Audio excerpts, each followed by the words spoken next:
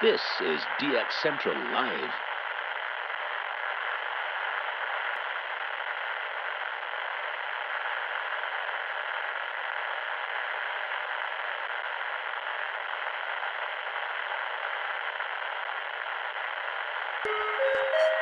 This is DX Central Live.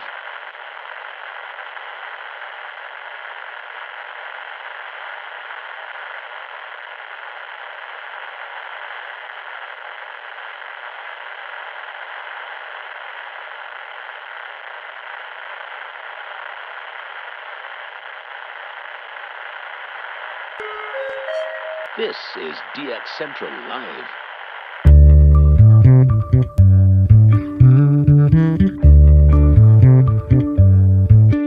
Welcome to DX Central Live, Season 5. We will be starting the show soon, so make yourself comfortable and be sure to join in on the conversation happening in the chat. Also, don't forget to submit your shout-outs, so we can celebrate together. The shout-out submission link is in the video description for our live stream. If you aren't already a subscriber, be sure to hit the subscribe button. While you are at it, giving this video a like. and leaving a comment are great ways to help out the channel. We thank you for your continued support and look forward to seeing you in just a short while.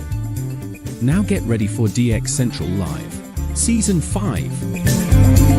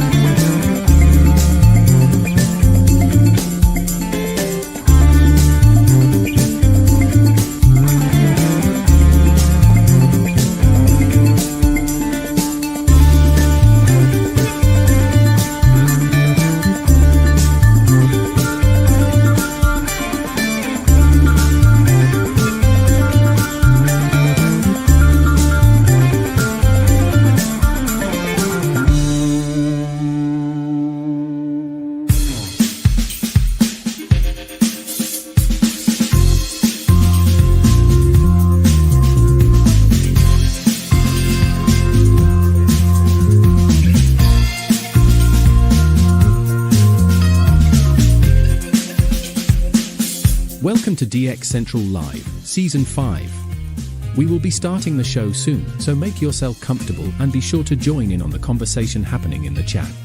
Also, don't forget to submit your shout-outs so we can celebrate together.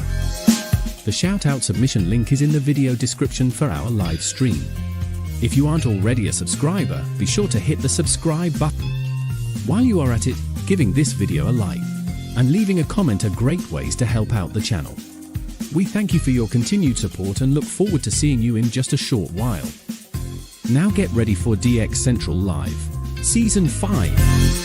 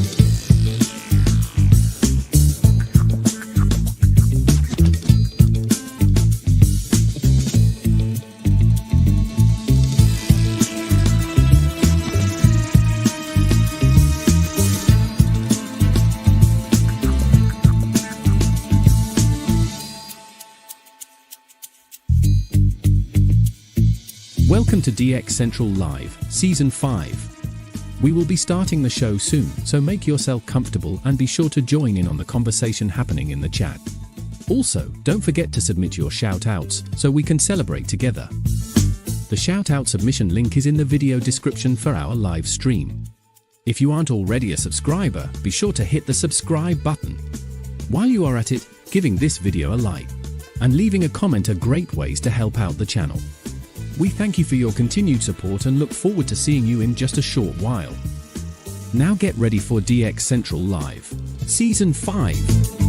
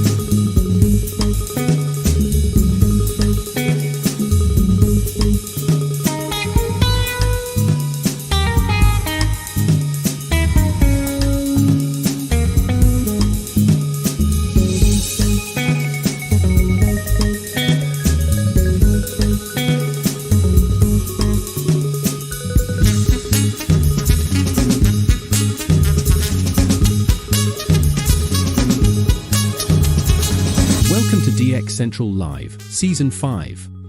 We will be starting the show soon, so make yourself comfortable and be sure to join in on the conversation happening in the chat. Also, don't forget to submit your shoutouts so we can celebrate together. The shoutout submission link is in the video description for our live stream. If you aren't already a subscriber, be sure to hit the subscribe button. While you are at it, giving this video a like and leaving a comment are great ways to help out the channel. We thank you for your continued support and look forward to seeing you in just a short while. Now get ready for DX Central Live, Season 5.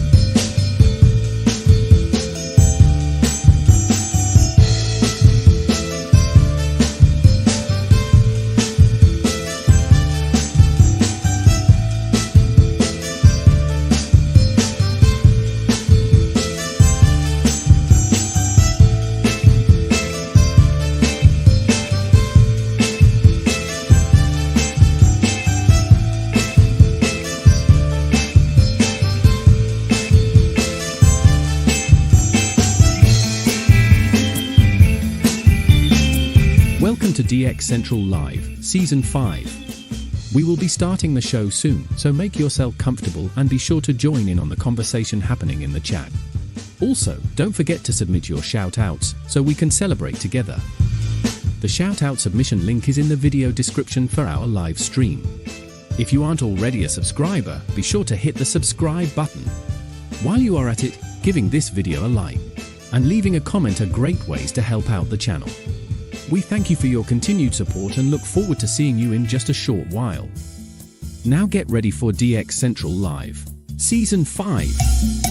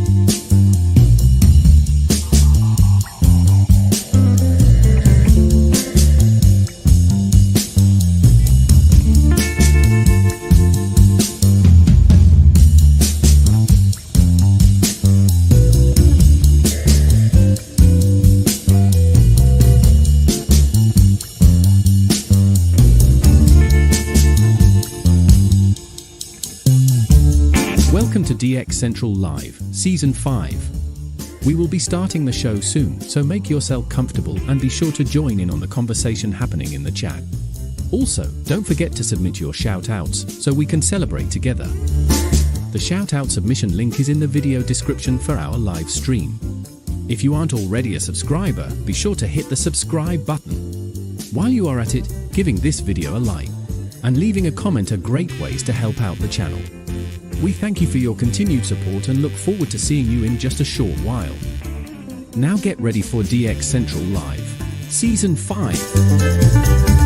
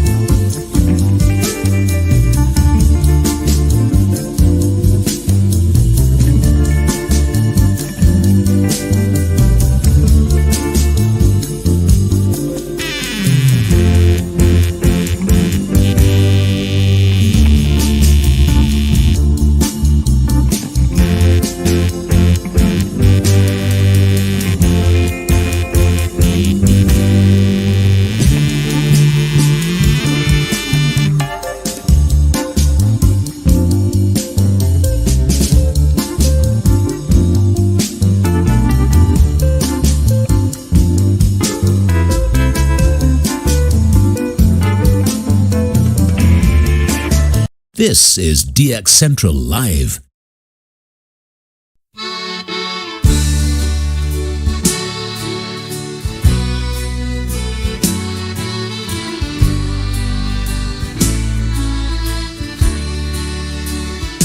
In the night, so dark and quiet, frequencies low like a riot.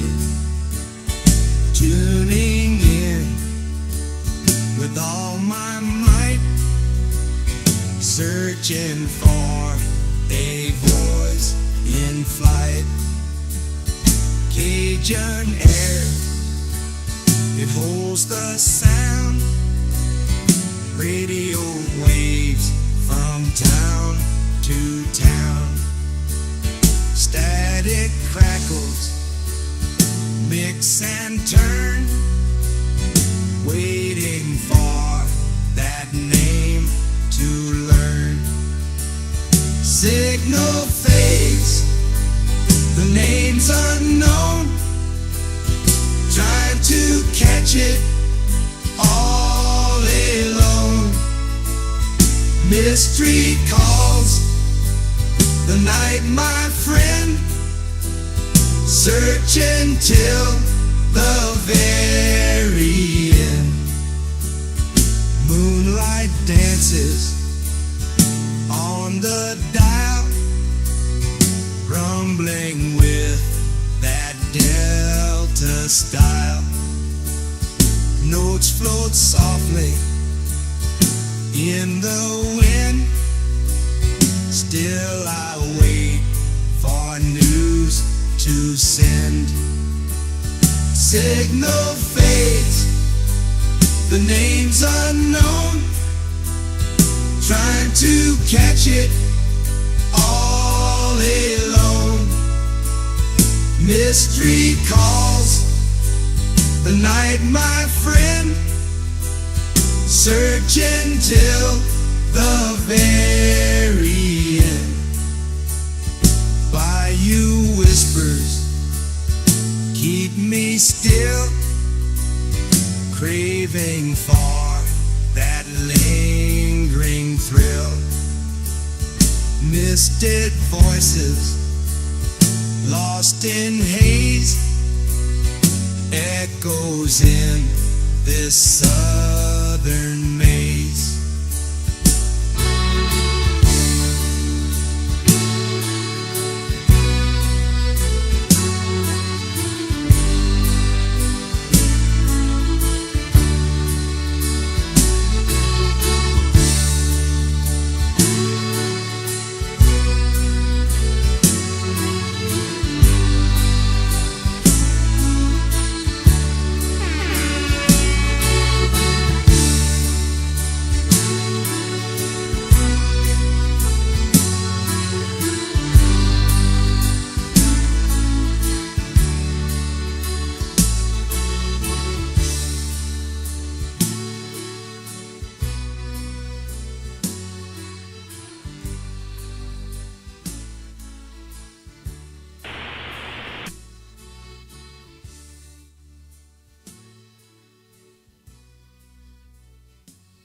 This is DX Central Live.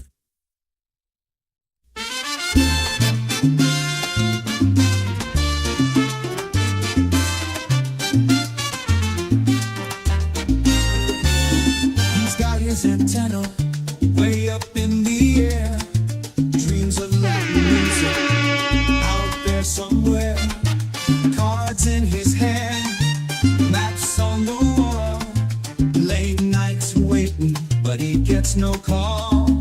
All those radio waves, they play with his mind, searching for signals, but they're so hard to find.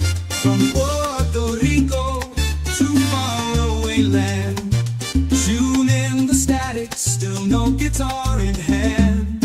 He's there in the darkness, waiting for a sign, humming to the silence with a hopeful line. But the airwaves are quiet, nothing comes through, just another night, feeling deja vu. All those radio waves, they tease and they taunt, with promises of rhythms, but give him just one.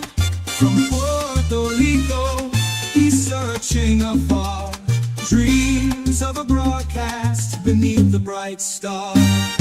And in his small room, by the glow of the moon, he waits for a melody, morning or noon. Signals may fail, but his hope never fades. Seeking the music his spirit demands. Another dawn breaks, he's still at the dial. With every sunrise, he promises a smile. From Puerto Rico to faraway land, tune in the static, still no guitar in hand.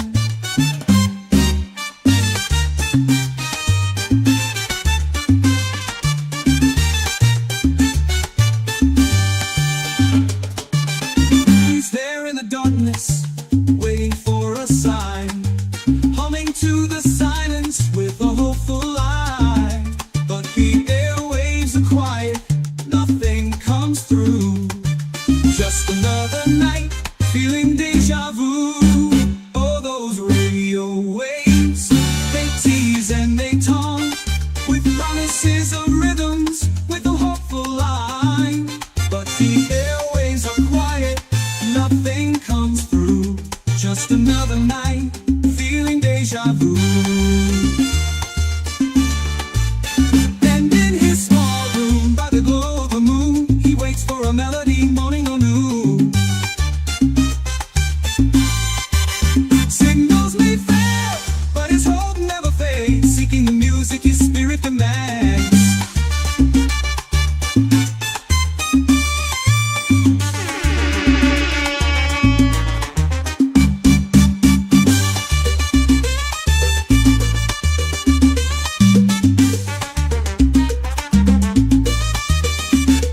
Another dawn breaks, he's still at the dial. With every sunrise, he promises a smile. Someday the frequencies will carry his tune. Till then, he dances to the rhythmless blue.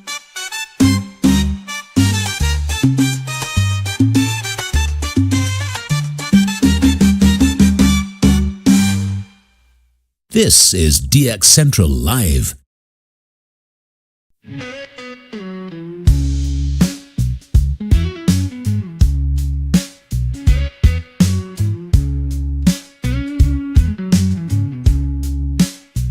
I got my radio on, just trying to get on it. But my baby says no way, so I'm stuck in this chair. I dream of signals far from north to east to west, but I can't put up no antenna. She says it's for the best. Dreaming of DX signals I can't hear. My baby won't let me, so I'm sitting here in tears. That static calls my name, whispering in my mind. But without that big old tower, the signals I can't find. I see the towers rise in a distant starry sky, but here I'm bound in time, can't even say goodbye. Dreaming of DX signals I can't hear. My baby won't let me, so I'm sitting here in tears.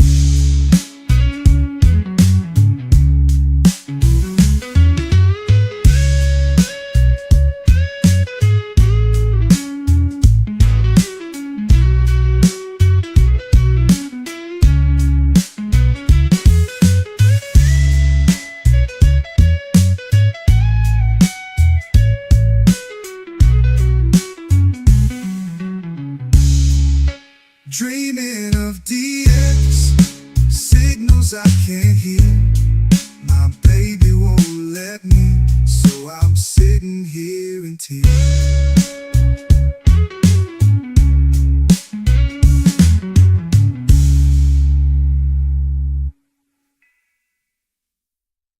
DX Central Live is brought to you in part by...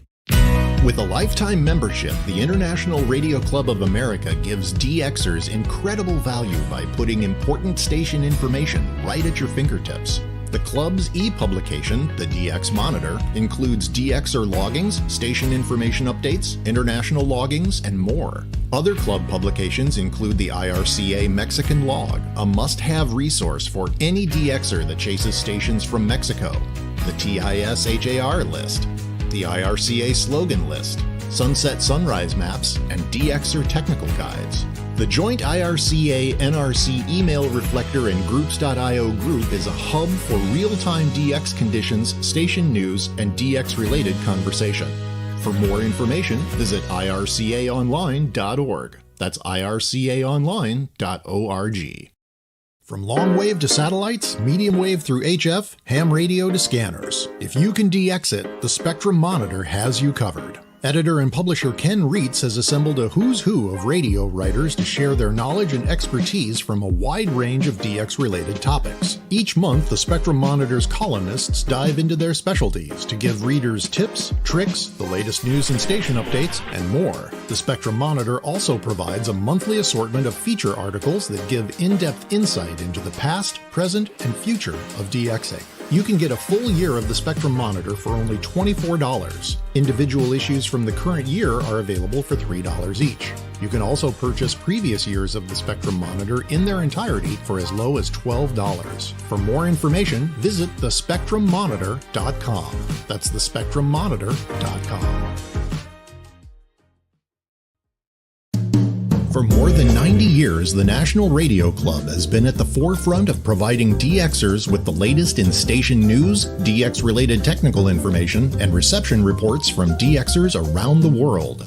The NRC's AM radio log, now in its 45th edition, is the most expansive and detailed resource of station information for US and Canadian radio stations that is available in any format.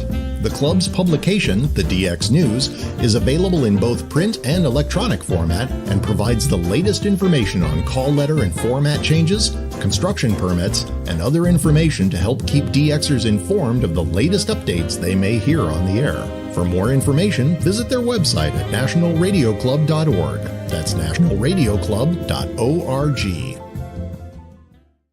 Through crashes of static in quiet hours, we listen. In languages we can scarcely understand, and of places we have only visited in our dreams, we listen. Incessantly, we perfect our array of aerials, receivers, and resources. We refine our skills and our techniques so that we might listen. We are DX Central, and we're all about radio. Visit us at dxcentralonline.com or check us out on YouTube. Search DX Central. Keep up with DX Central. Follow us on Twitter at DX Central.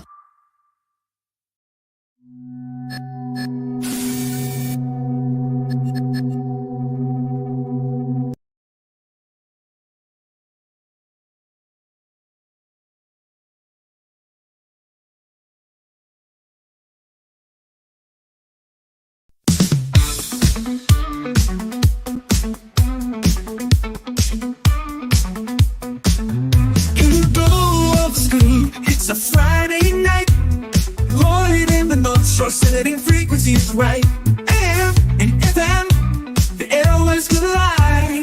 DX Central Live, where the signals can't hide.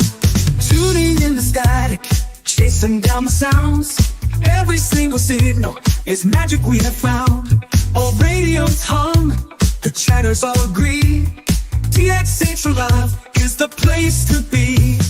Folks in the chat, shout out your call. From east to west, we're breaking down the walls. It's the magic of the night, where frequencies fly. Join us now on DX Central Live. From the Gulf South to your corner of the world, this is DX Central Live. now here's your host, Lloyd Van Horn.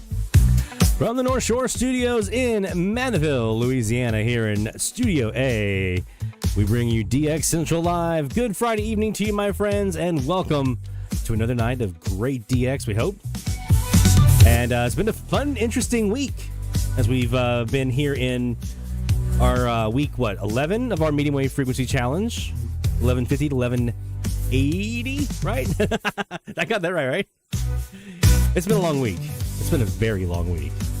But a good one. We've had some good DXs come in. We want to hear what you've been hearing. Get your shout-outs in, dxchallenges.com/shout-outs. We'll get those shout-outs in a little later on in the show. We'll celebrate together. High fives all around.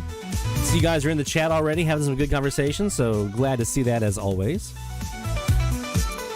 It's starting to get finally chilly here in the Gulf South. Finally starting to feel like winter is here, finally. And that always puts me in the mood for DX and for antenna projects. So we've been doing a little bit of both here the last week or so. You guys know, last Saturday, I said I was going to be going and putting up a northeast antenna. And because I was missing my kind of 35-degree northeast southwest antenna that I had had for a long time. I had a KAZ up in the backyard in that orientation, and then my center mast broke, and so I really hadn't done anything since. So last week on Saturday, I spent the day doing a couple things. One, I was cleaning up the ground area where my northwest end of my bog, my beverage on ground, where it was located, because I found not only was there chicken wire, like we talked about last week, that was kind of right there on that end of the bog, there was also buried electric dog fence wire. And some of it was not buried. It was right alongside next to where my bog was, kind of stapled to the fence line. So got all that as much as I could pull up. I got all the chicken wire up, and I think I've got most of the electric fence wire, although I'm pretty sure it goes all the way around the backyard in a big loop, which is great. But I think I got most of it up, at least on that configuration. Did some more testing with the bog. It's not as directional as I want to. It's a little short. I know you guys are having, Sean, Jeff, you guys are having amazing success with your bogs, and that's amazing. That's great. You know, you have those room for those bigger bogs. At 111, 112 feet, it just wasn't getting any good directionality to it. I couldn't get any termination on the opposite side to really see any difference. I was trying to null out like WBAP and some of these other stations to the northwest, and look to the southeast. It was definitely favoring the southeast. It was definitely kind of favoring that, but there was still a lot of that northwest still in there that I couldn't get rid of. So we're about to talk about here a little bit later on about our plans for replacing that northwest southeast bog with something a little bit different. But on Saturday, after we got that work done to kind of clean up that area, started work on the northeast antenna, went up in the attic. That was the original plan, was to do like a KAZ up in the attic. It just wasn't going to work. I would have had to put it like right down the middle, right over some AC, electric cabling. It would have had to have been about 40 feet, 45 feet. So it would have been on the small side anyway. And it would have had to go like right over the top of the hole where you kind of walk up into the attic from the ladder. It wasn't going to work. So I got everything, came back down out of the attic, went back outside, was kind of looking around in the backyard, and I was like, I could probably, there's a tree right there in the middle of the fence line. I can probably climb up that tree using a ladder and climb up about 15 feet or so. And I have these little plastic insulators. They're kind of electric fence standoffs. You kind of screw them into a piece of wood, and then you lay your wire on top.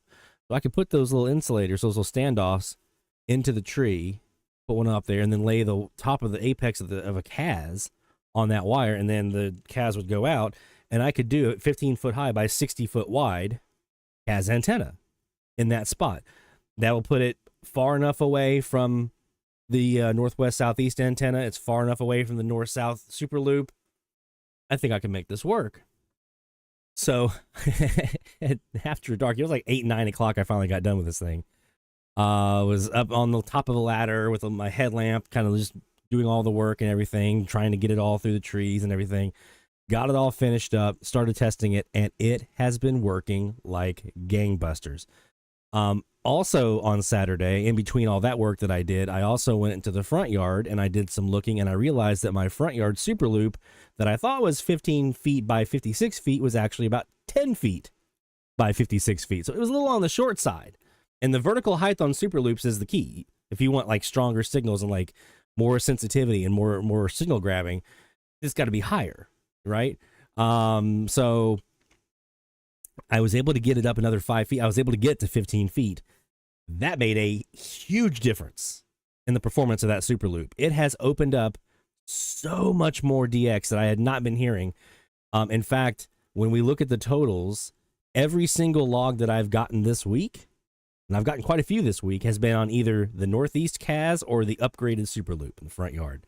It's been phenomenal. And tomorrow, my next project begins. We're going to talk about that a little bit later on. All right. Let's see. Jacob says, the underground insulated dog wire is probably 20 gauge copper wire. Good stuff for building antennas if it's salvageable. There wasn't really, like, when I was pulling it up, it was breaking apart. So it was breaking up in like little pieces, and the rest of it was wrapped around some tree roots, and it just broke off. So I could only pull up about maybe 20 feet, maybe 25 feet of it, and it was in chunks. So it's definitely not salvageable, unfortunately. I thought about that though. I thought about, could I use this for some kind of grounding system? Should I bring my DX Commander vertical, my quarter wave vertical over here, and tie into this and kind of tie that into my grounding radials? And it definitely wasn't going to work. So there we go. We're going to do some DX now this evening. In fact, a lot of what we're going to be doing tonight is going to be DX oriented. We're going to be spending less time talking topics. We'll talk a little bit about some antenna stuff, but and I have a couple of little things I want to kind of show you guys, but some tips and tricks that I picked up this week. But really, we're going to spend a lot of time DXing because the DX bug is definitely bitten here this evening and this week. So let's start off here with a little AMDX. We're going to, I think we should start off on the Perseus. So this session of Live DX brought to you by the National Radio Club. nationalradioclub.org is where you'll find more information about becoming a member today of the NRC, and I highly recommend that you do. So we're here on the Perseus, and I know it says 35 degrees. We're going to fix that here, or 15 degrees. This should be now 35, because we are on the Northeast KAZ right now. We have I've rolled up the bottom wire of the SuperLoop. This is in the backyard, just to make sure there's no interaction between that and the KAZ. And maybe eventually one day I might get 2 more feed lines to run them both at the same time for phasing and things like that. But I think right now I'm just going to be running either the 15195 or the 35215 in the backyard, and then the front yard, and then the new northwest southeast antenna that we'll be putting up this weekend. So let's start here on 1150. This is going to be on the east SuperLoop. And I put a 1,000 ohm resistor, variable resistor on the back end of this. I don't have a vactrol on this one right now, but a 1,000 ohm variable resistor on this. And I went out with my earphones on my Kiwi, and I purposely was trying to just get rid of WJBO on 1150. And I think I nailed it.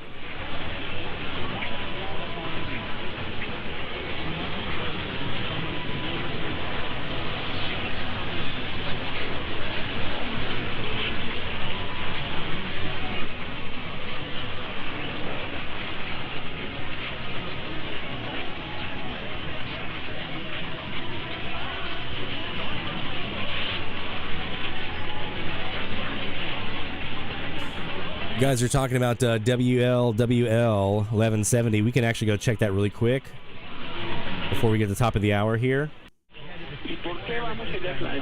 So this is again on the East SuperLoop.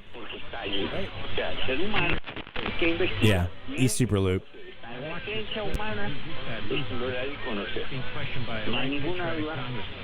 I don't hear them right now. You've probably got Rebellion in there.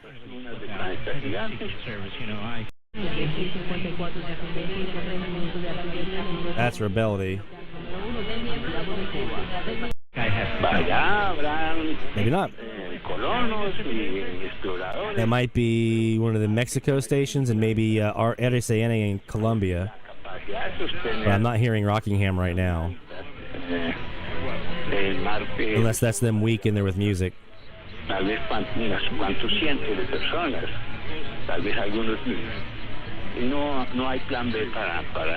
Oh, Jacob, I love doing that. I do it all the time.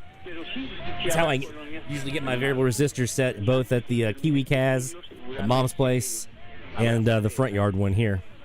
So I can get my vactrols back here at the other 3 antennas. Oiga, don Germán, pero para poder estar allí en Marte se requieren condiciones especiales, trajes especiales, o están las condiciones para atmosféricas y demás que tenemos nosotros en el planeta Tierra. Hey, mamacita. Welcome. There's Mexico Mike P in the house. Back to 1150 here. On our 35-degree SuperLoop.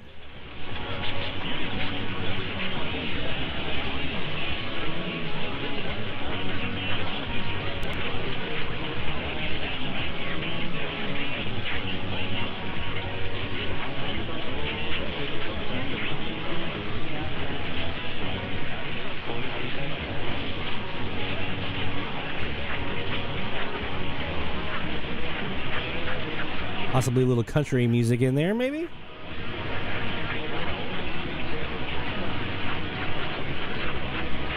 Oh, and for our Jaguar users, I'm not sure if you've downloaded version 10.4 yet, but I absolutely love the new dark mode on the station list up here.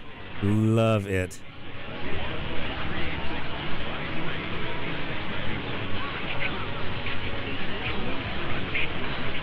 Let's do it.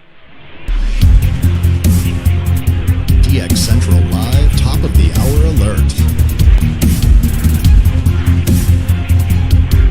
It's top of the hour time frame, so we are looking for station IDs here on the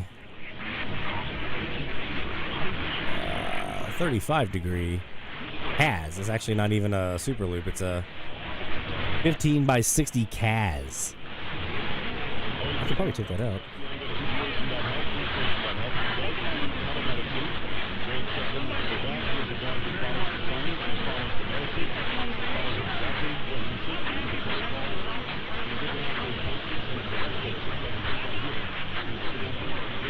There we go. That's a little more accurate now. to what we're running. I need to update all those little write-ups. I just realized that.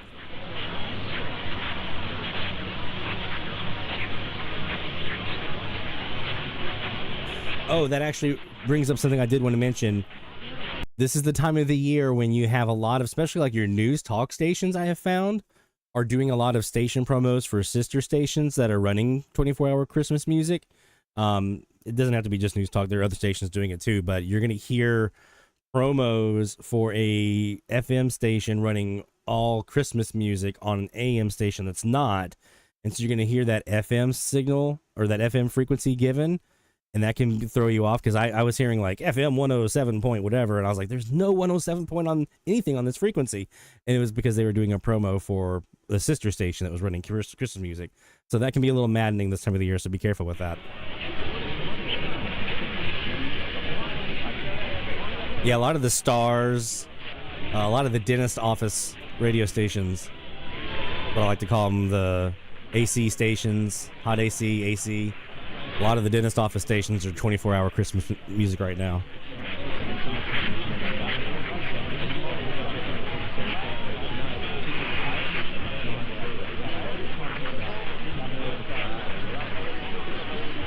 Hey, Stephanie. Welcome, my friend. All right, let's see if we can get an ID here.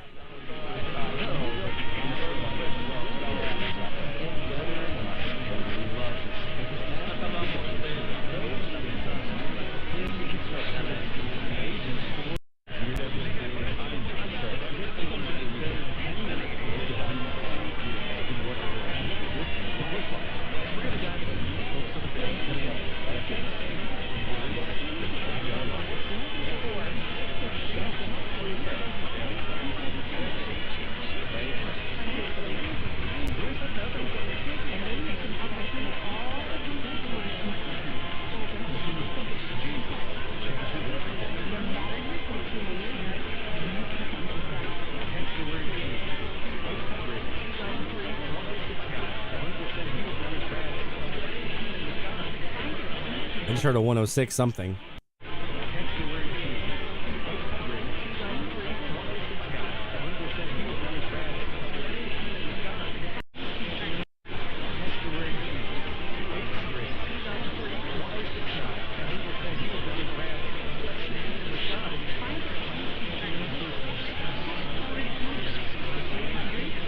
I think I heard.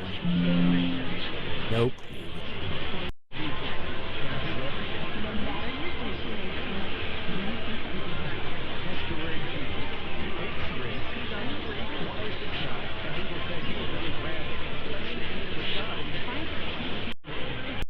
Again.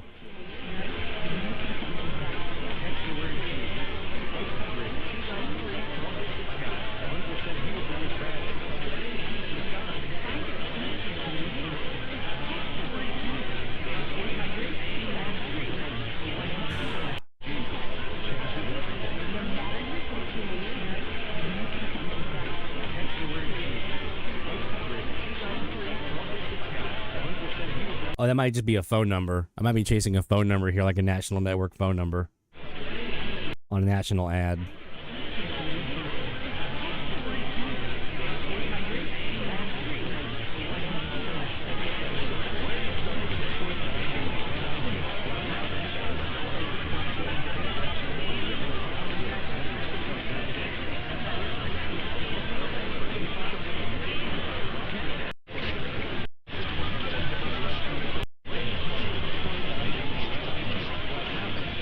And notice I'm going back and forth between lower and upper sideband.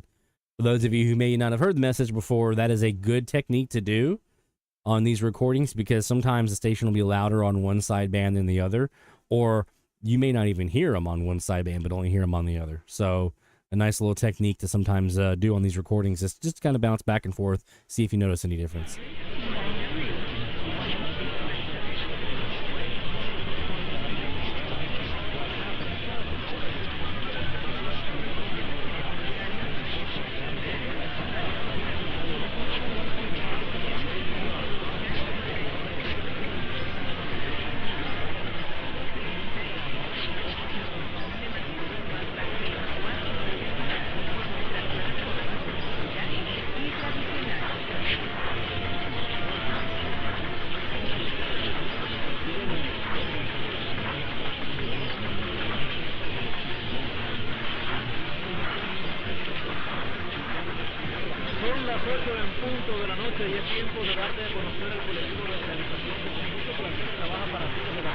Where'd that come from?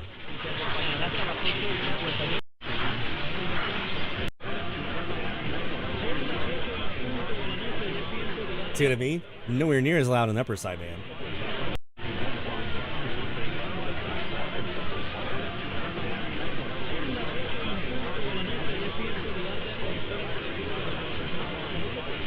We go back to lower side, man.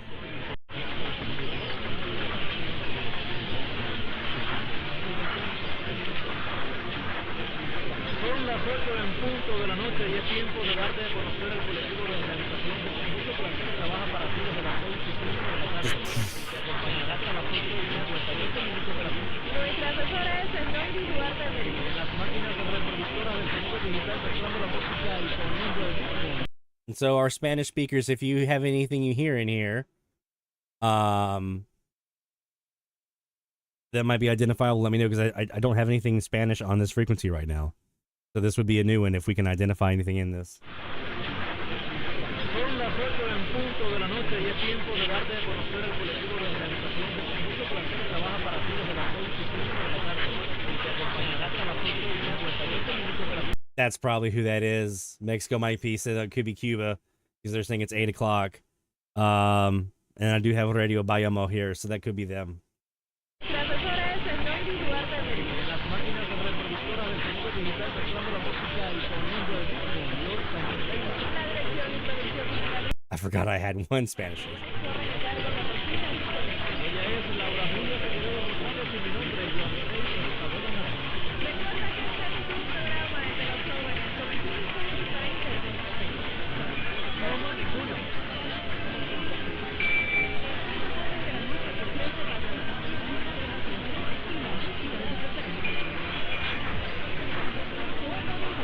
Oh yeah, Carl with XECPR on 660 this week,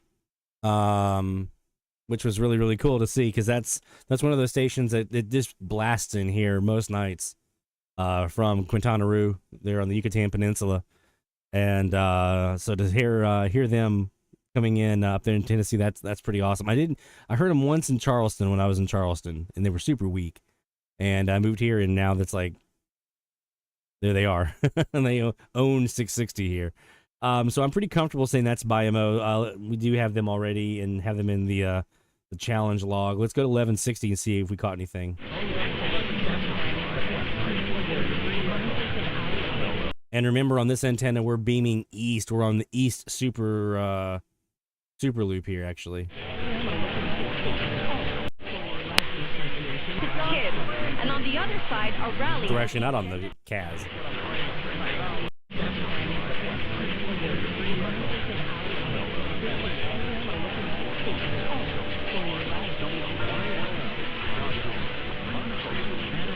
We're on the...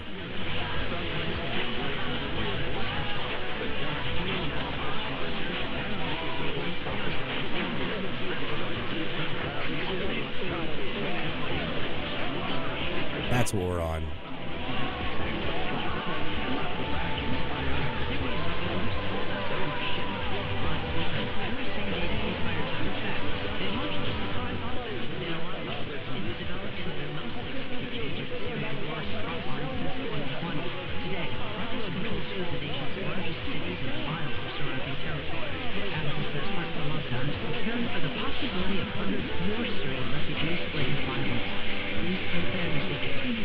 I think, isn't WHAM on lowered power right now? I remember seeing someone say that. Although I did hear them for the first time here in Mandeville around the beginning of the DX season. I heard them down here one night on the north end of my SuperLoop. So, but I thought I remember someone saying they were on reduced power right now. I don't remember off the top of my head who it was that said that.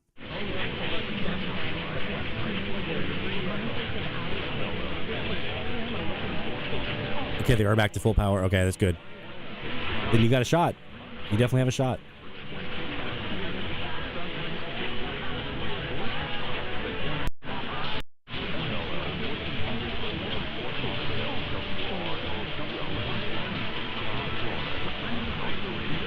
There's an ID in here.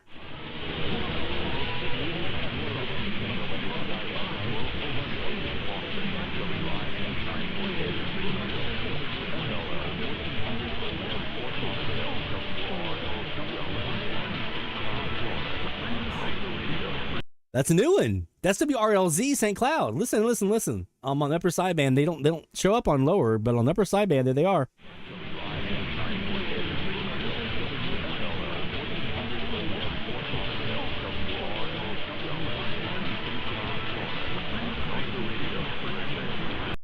So they're on this Nossa Radio USA.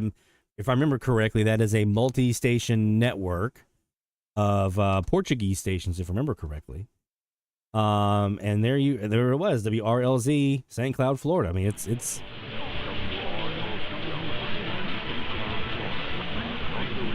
yeah.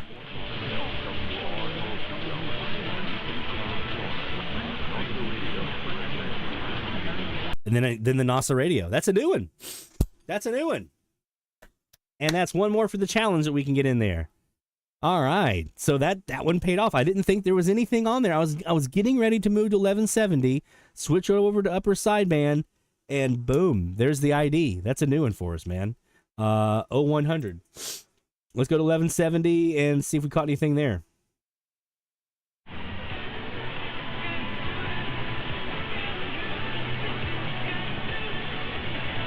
Hey, Todd.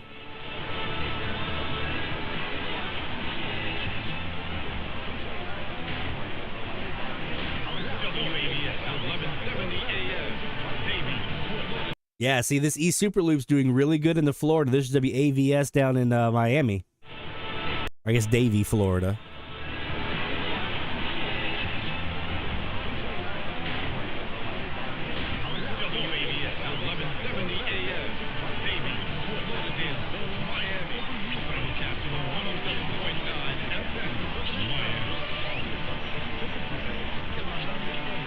That's a relog, so we have them. Seen you guys talking about Quintana Roo. We did a trip there 2017. We did our summer vacation, my wife and I.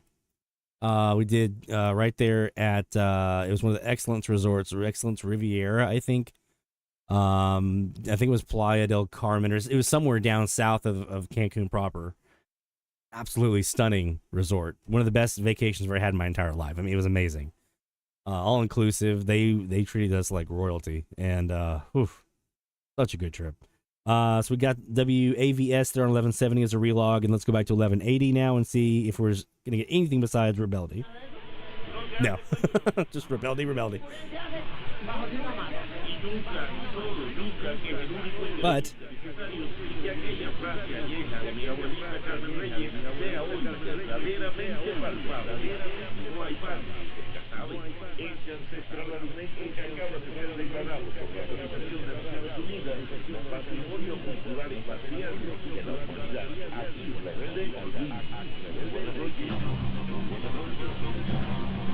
okay, I don't hear them in there right now. I was listening for Radio Marti.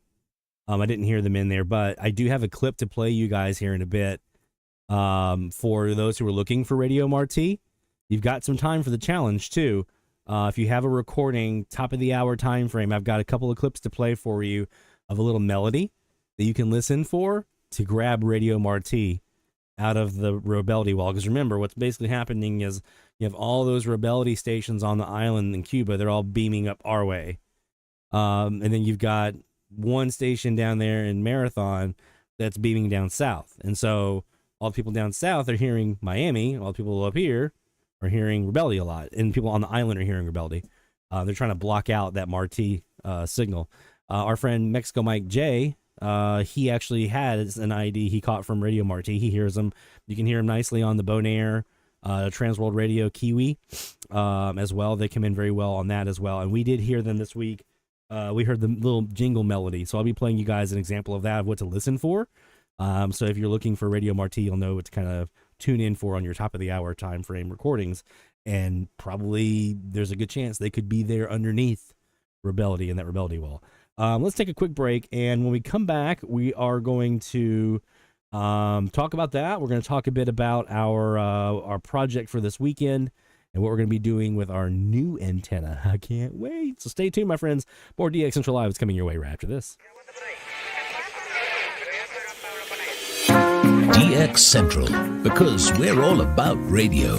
Visit us at dxcentralonline.com or check us out on YouTube. Search DX Central. DX Central Live is brought to you in part by... For more than 90 years, the National Radio Club has been at the forefront of providing DXers with the latest in station news, DX-related technical information, and reception reports from DXers around the world. The NRC's AM radio log, now in its 45th edition, is the most expansive and detailed resource of station information for US and Canadian radio stations that is available in any format. The club's publication, the DX News, is available in both print and electronic format and provides the latest information on call letter and format changes, construction permits, and other information to help keep DXers informed of the latest updates they may hear on the air. For more information, visit their website at nationalradioclub.org. That's nationalradioclub.org. With a lifetime membership, the International Radio Club of America gives DXers incredible value by putting important station information right at your fingertips. The club's e-publication, the DX Monitor, includes DXer loggings, station information updates, international loggings, and more. Other club publications include the IRCA Mexican Log, a must-have resource for any DXer that chases stations from Mexico, the TIS HAR list, the IRCA slogan list, sunset sunrise maps, and DXer technical guides. The joint IRCA-NRC email reflector and groups.io group is a hub for real-time DX conditions, station news, and DX-related conversation. For more information, visit ircaonline.org. That's ircaonline.org. From long wave to satellites, medium wave through HF, ham radio to scanners. If you can DX it, the Spectrum Monitor has you covered. Editor and publisher Ken Reitz has assembled a who's who of radio writers to share their knowledge and expertise from a wide range of DX-related topics. Each month, the Spectrum Monitor's columnists dive into their specialties to give readers tips, tricks, the latest news and station updates, and more. The Spectrum Monitor also provides a monthly assortment of feature articles that give in-depth insight into the past, present, and future of DXing. You can get a full year of the Spectrum Monitor for only $24. Individual issues from the current year are available for $3 each. You can also purchase previous years of the Spectrum Monitor in their entirety for as low as $12. For more information, visit thespectrummonitor.com. That's thespectrummonitor.com. Through crashes of static in quiet hours, we listen. In languages we can scarcely understand, and of places we have only visited in our dreams, we listen. Incessantly, we perfect our array of aerials, receivers, and resources. We refine our skills and our techniques so that we might listen. We are DX Central, and we're all about radio. Visit us at dxcentralonline.com or check us out on YouTube. Search DX Central. Keep up with DX Central. Follow us on Twitter at DX Central.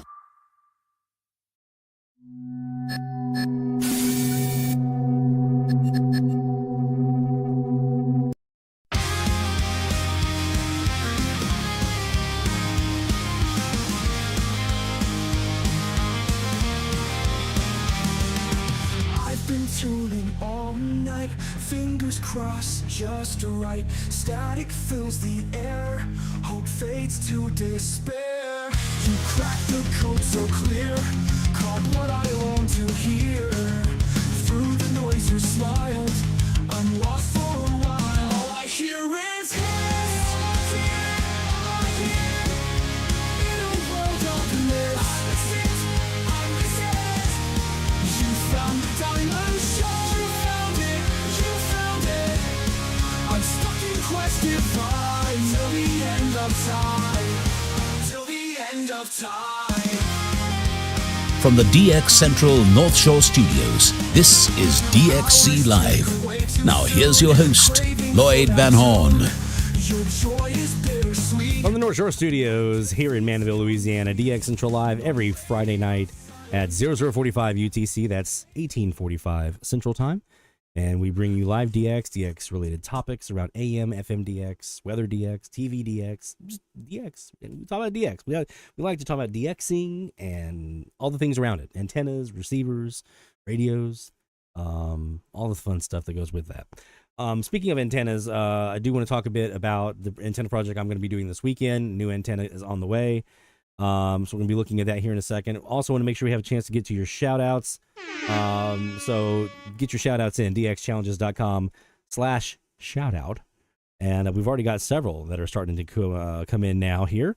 So we'll be getting to those here in a little bit. So you guys are starting to have the DX pour in. The beginning of the season, it was a little slower getting stuff to funnel in. But now we're starting to see those logs start to hit the log book, and so we're starting to see more shout outs pouring in, which is awesome.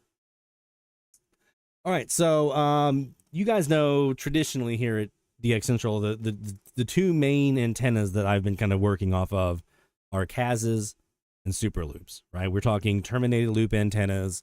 The KAZ is a kind of a squashed delta, kind of this kind of shape here, where the SuperLoop is more like a box, like a rectangle. And each has their pluses and minuses. There's various reasons why I choose one over the other. Usually it has to do with vertical supports and, trees and things like that. So I started off with 3 KAZ antennas here at DX Central. I had the northeast, southwest in the backyard, kind of perpendicular, parallel to the back fence. One perpendicular to that was northwest, southeast. And then I had one in the front yard that was kind of east-west. And I also would do a north-south and kind of trade them around. For various reasons, I had to ditch the KAZ, especially in the front yard, had to ditch the KAZ antenna for like trip hazards and things like that. So went and started trying out these SuperLoop antennas. And part of the allure there was I could actually do a bigger antenna. And I could do a higher vertical antenna if I used some of the existing tree network that I have here in my yard. And, depending on the orientation, how I wanted to kind of line it up, if I had 2 trees aligned, then whew, there we go. And you can also take the bottom wire, the base wire, you can bury it, you can put it directly on the ground, you can staple it down to the ground, whatever you need to do to kind of keep it away from tripping hazards, or if you have to cut the grass, it doesn't have to be in the way, stuff like that. So that's what I've been looking at here, is kind of, I've transitioned mostly to SuperLoops. I do have the one northeast southwest KAZ back again, the 15 by 60, that's using a tree as a vertical support, but most of my stuff here is SuperLoops. And these Conti SuperLoops are just amazing. They work really, really well, especially if you hit like certain sizes. So what I want to do here for a second before we get into our shout outs is take a look at the SuperLoop, how it's designed, what it does, how it works, and some numbers that Bruce Conti actually put together on kind of different size combinations. And then I'll tell you my experiences, okay? So first off, here's the design of what a SuperLoop basically is. You have 2 wires. You have I always call it the sky wire and then the ground wire. The ground wire is the base wire, right? Your base wire is just basically stretched between 2 points where you have your vertical support. So let's say you're using 2 trees. I have a tree over there and a tree right here. I stretch a base wire between those 2 trees, right? And lay that on the ground or just above the ground or under, just buried about 1 inch or 2 inside the ground. And then I have another wire that goes up the vertical support, right? So it goes up the vertical support on that side over there, comes back towards me when I have my second tree, my other vertical support right where I'm at, right? So have the other vertical, piece of that wire going horizontal back towards me, and then down that vertical support. So I've got basically an upside down staple here, right? Or like a staple, like that shape. And that goes down, and then you connect the sky wire to one terminal on your termination box and your transformer. The base wire, the ground wire goes into the other terminal. Now you've got yourself an antenna. You connect your feed line on the transformer side. Your termination side, you can have like a fixed value resistor or a variable resistor or a vactrol or whatever, and you can dial in your resistance for maximum null. That's a SuperLoop.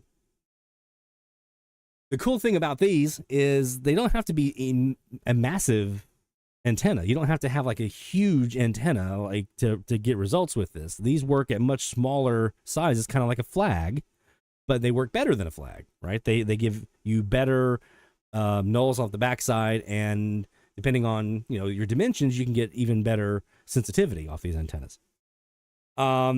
So I had a northwest southeast SuperLoop. It was 20 feet high by 97 feet long. It was a big boy. and it did a really great job. And then they cut down the tree that was holding it up, and that was gone. So the tree on the other side that was holding up was gone. So I basically was like, well, I can't do that anymore. I can't put up an antenna there. So I was trying the bog out and things like that.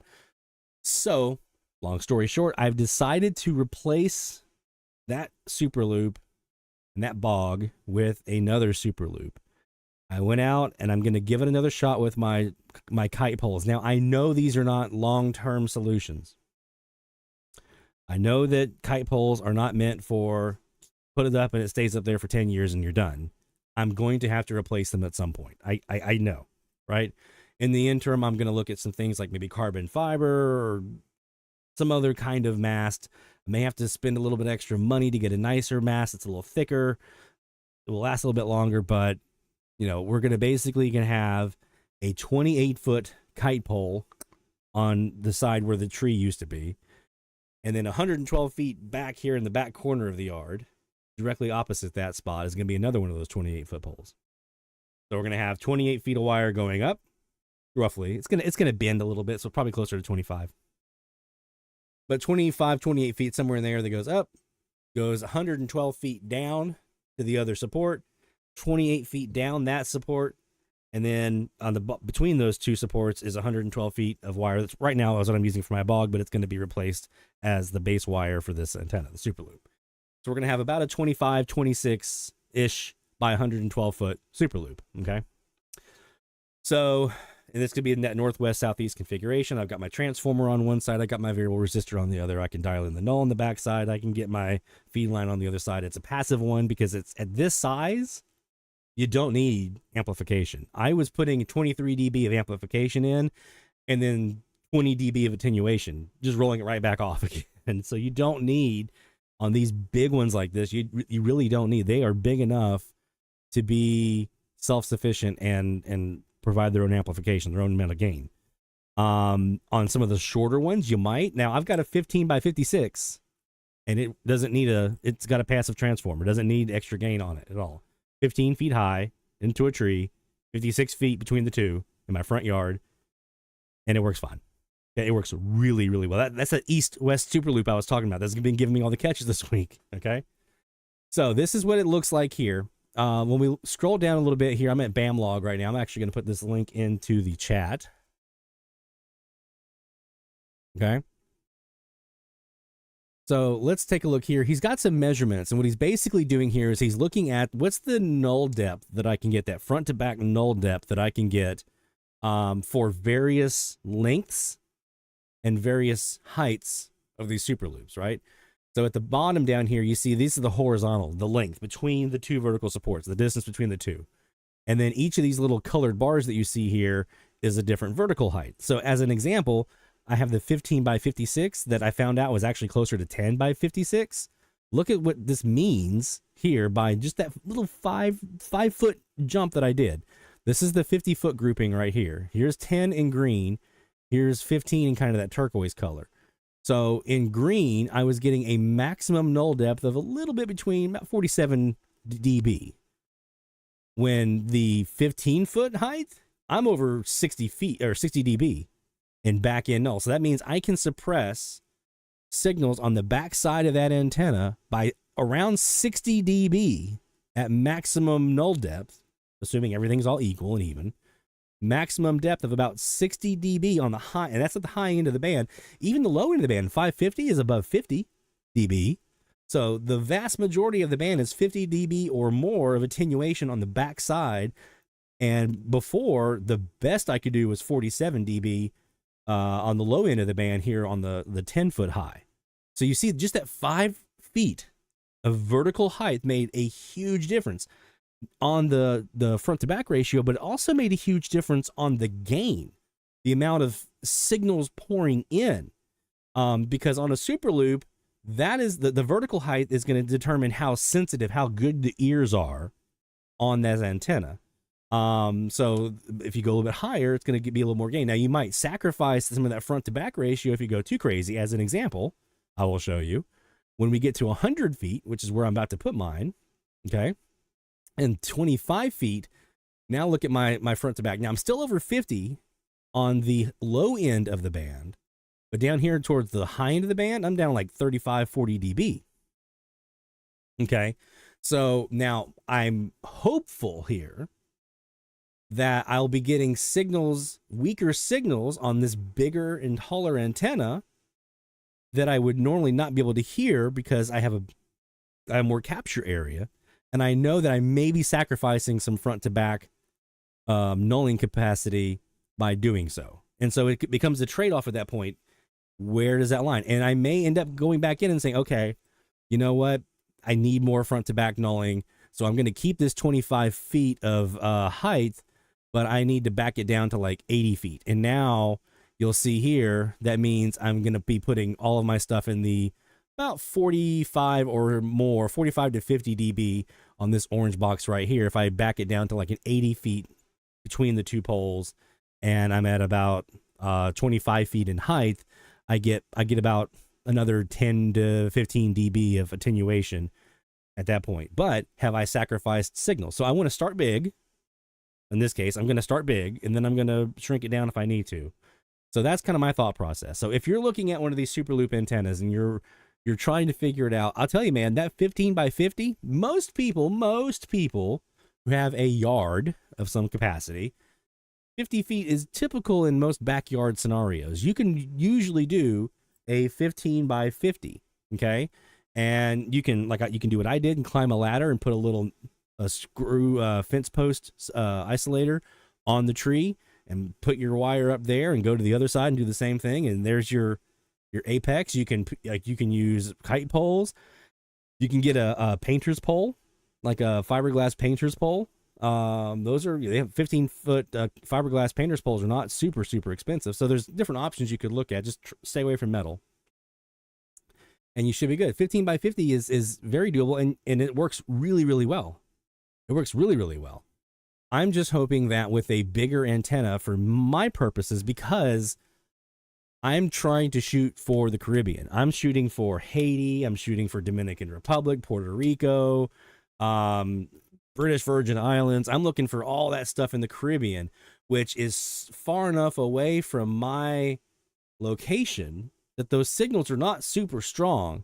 So I need a really good set of ears on my antenna for me to be able to pull those in. I need more capture area to be able to pull those in. So I'm hopeful, what I'm thinking is on that southeast side, and actually on the northwest side too, because what I'm looking for in the northwest is far away, and those signals are going to be a little bit weaker for me, right? So I'm hopeful that I'll be able to pull in enough signal on this bigger antenna that I'm okay with losing a little bit of that null depth, because I may not need a ton of it to be able to bring down the signals on the opposite side to be able to work with what I need to do to pull in the signals I want, right? Because to my northwest, you may have some signals, but to the southeast, there's Cuba, basically, is what I'm trying to null out. And so most frequencies, it's not even a problem. So I think, famous last words, I think I can get away with sacrificing a little bit of null depth for a little bit more sensitivity, a little bit more signal capture. So that's what we're looking for there. Okay. So SuperLoops are super, they're fantastic, really great antennas. And if you have the means, if you have a space for even, like I said, a 15 by 50 foot box, right? Wire up, wire over, wire down, wire across between the two. If you can do 15 high, 50 foot wide, you're going to be amazed with how good it actually does. So if you don't have if you're not rocking any kind of cool antenna right now, super directional antenna or anything like that, if you're just using like a portable or, maybe at most like a mag loop or something like that, and you have the real estate to build up a 50 foot long, 15 foot high SuperLoop, give it a shot. And you'll be surprised at how well it actually works. And a couple of things we're working on right now here for our video series here for the YouTube channel is I have a video for winding your own 16 by 1 transformer. That's going to be coming here soon. I already have all the footage shot. I just have to edit. I have to get a new computer to do that from my editing bay because my old one is 8 years old now. It's not liking all the extra size of these videos. So I have that video in the works. I also have one on the common mode chokes and things like that. But for those of you who do not know how to do your own transformers, and that would be something you would need is a 16x1 transformer. That will be coming soon. Okay, that video will be coming soon once I have the ability to get that edited up. All right. Let's see. Folks talking about the reef down on 1620 in USVI and Virgin Islands. Yeah, I haven't heard that in a long time. It's probably been about 2 years since last I heard them. And I'm not sure if they are still rocking or not. There you go. All right, let's see what you guys are talking about here in the chatola. Would a 20x70 SuperLoop need amplification? Now I've got a 22x72 running passive right now, and it primo. The 15x60 or the 15x56 passive primo works great. Doesn't need any amplification. Yeah, if I throw any kind of amplification on there, WWL and WYLD are in every frequency on my radios, every single frequency. So there you go. All right, let's do some shout outs here and see what you guys have been hearing this week. Shout out loud, hear the call for every single big or small, from AM to FM, from C to C. We celebrate the ones who slag the IP. Shout out loud, let it be known, you're never DXing all alone. Through the static we found our way. Shout outs making waves today.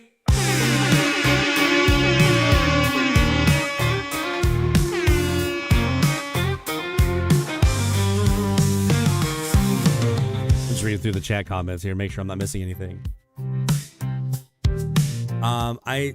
David asked if you're putting a SuperLoop on uneven ground, would you keep the wire straight or follow the contour? I think and I don't know how important this is, but what I've always tried to make sure that I do is, obviously you have your vertical supports, you're stretching your top wire, your sky wire up, across, and down, right? So that's stretched out. I try to just make sure that I keep my base wire underneath that stretched out wire as much as I possibly can.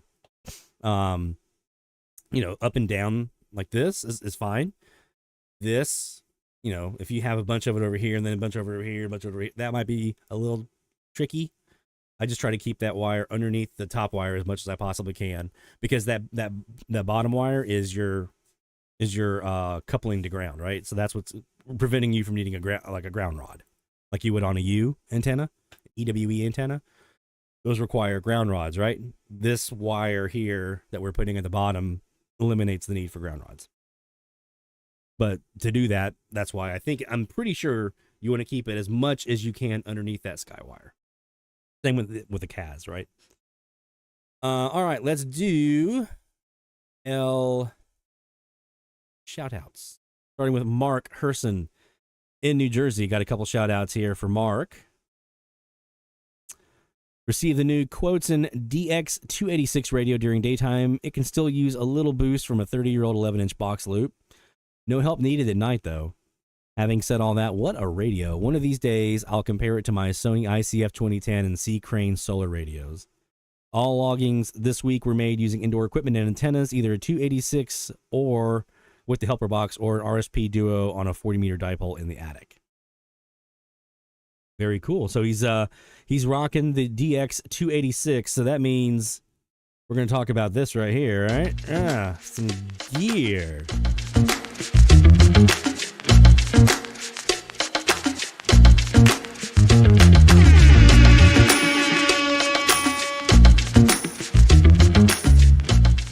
There you go.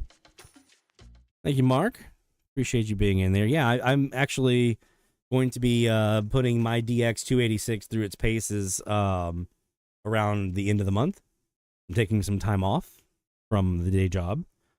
And in that time frame, I plan on doing some DX that will require the portable to do.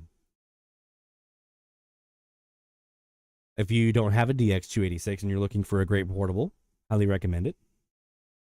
I have used it so far, and what I've used so far, I absolutely love it. Love that little radio. It does a fantastic job.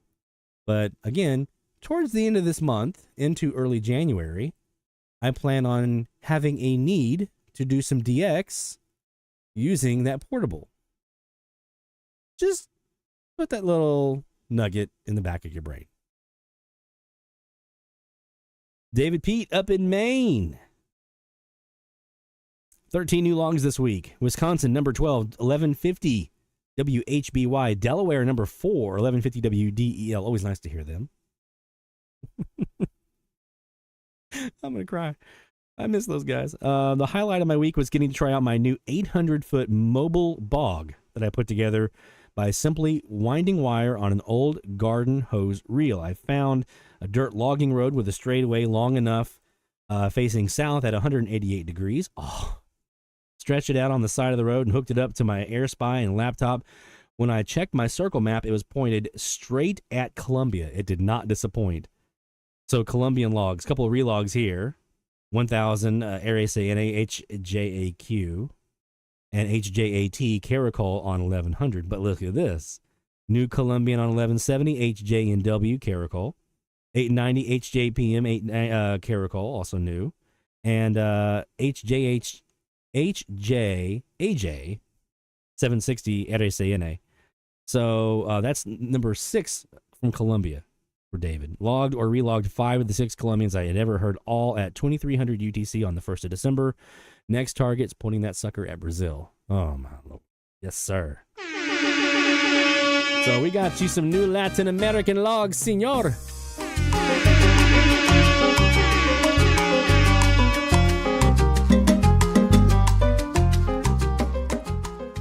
And of course, we're going to get you some log saws here for some of the other ones you got in here.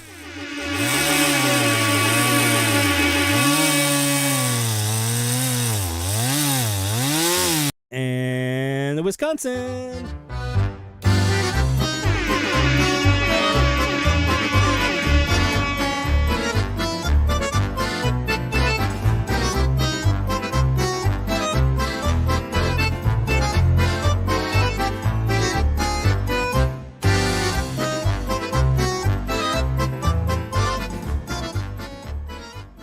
Well done, my friend. Well done, David. Looking forward to seeing more from that bog. And yeah, you're kind of doing the Tim Hall thing, right? Going out and just stretching some wire out and recording and then going back later and seeing what you got. That's on my list one of these days. I don't know where I'm going to do it from. I've got some ideas, but one of these days I'm going to take and just stretch out a whole bunch of wire. I'm talking like 1,200, 1,500, 2,000 feet of wire. Stretch it out over a long straightaway of something other somewhere and see what I get. It's got to happen, got to do it. Carl, our friend Carl in Tennessee, has some shout outs this week, and he said 7 new stations logged, bringing my totals to 906, thereby achieving my goal of 900 stations by the end of the year. So well done, my friend. Very, very cool. Stations were on 850 WLRC, Walnut, Mississippi, 1000 WHNY in Paris, Tennessee, 1360 WFLW, Monticello, Kentucky, 1600 KGYM, Cedar Rapids, Iowa. Been wanting those guys. Been chasing after them for a bit. Very nice. 650 Radio Progreso, Ciego de Avila, Cuba, for New Latin American. And 1170 WKFL in Bushnell, Florida, Boss Hog Radio. And on 660 XECPR, Radio Chan Santa Cruz. Love that station. In Quintana Roo. Did I get it right this time, Mexico, Mike P? Did I get it right? I saw it in there. I realized I've been Americaning that up quite badly, so my apologies. For a new Latin American and a new Mexican state. So we're going to do the logs.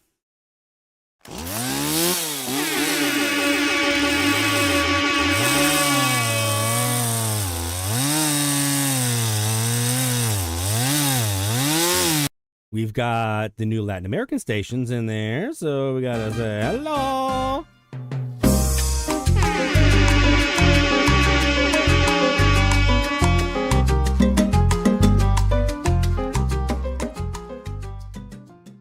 Stephanie, that's the exact same comparison I want to do. I've got the ICF 2010 right here. I've got my 286, and I've got the XH data. I've also got the Sangean HDR 14 and the HDR 16 I want to throw in the mix. And while we're at it, why not? The TEF 6686 portable. So I want to do a shootout. Just see how they do. Even though I know the TEF 6686 and the DX286 are both rocking the same chip, I know. But just want to see. By the way, don't think I forgot you, buddy, because you got yourself a new Mexican state.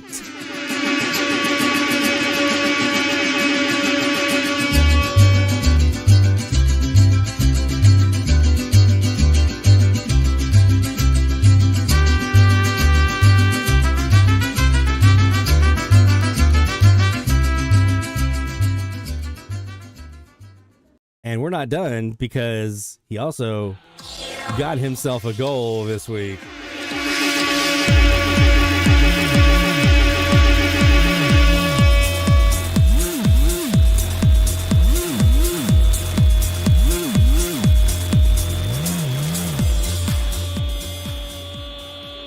There we go. Well done, Carl, my friend. Some great A shout outs from Carl up in Tennessee this week.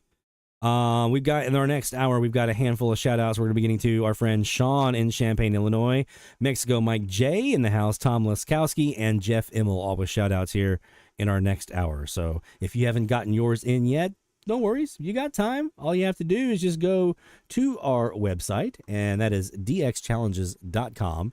And there's a banner there for the shout outs, but you can also just go right to dxchallenges.com/shoutouts. And you, too, can submit your shout-outs. So let us know what you've been hearing. New states, new countries, new logs, new gear, new milestones, new goals. Just, hey, let us know what you're hearing. Let us know what you're working with, and we'll get you a shout-out in there. All right, we're going to do some more live DX. And this next DX session is going to be looking at our new frequency range. So we're going to take a quick break. And when we come back, we're going to announce our new frequency range and get started on DXing on that. So don't go anywhere, my friends. More DX Central Live is coming your way right after this. DX Central, because we're all about radio. Visit us at dxcentralonline.com or check us out on YouTube. Search DX Central. DX Central Live is brought to you in part by...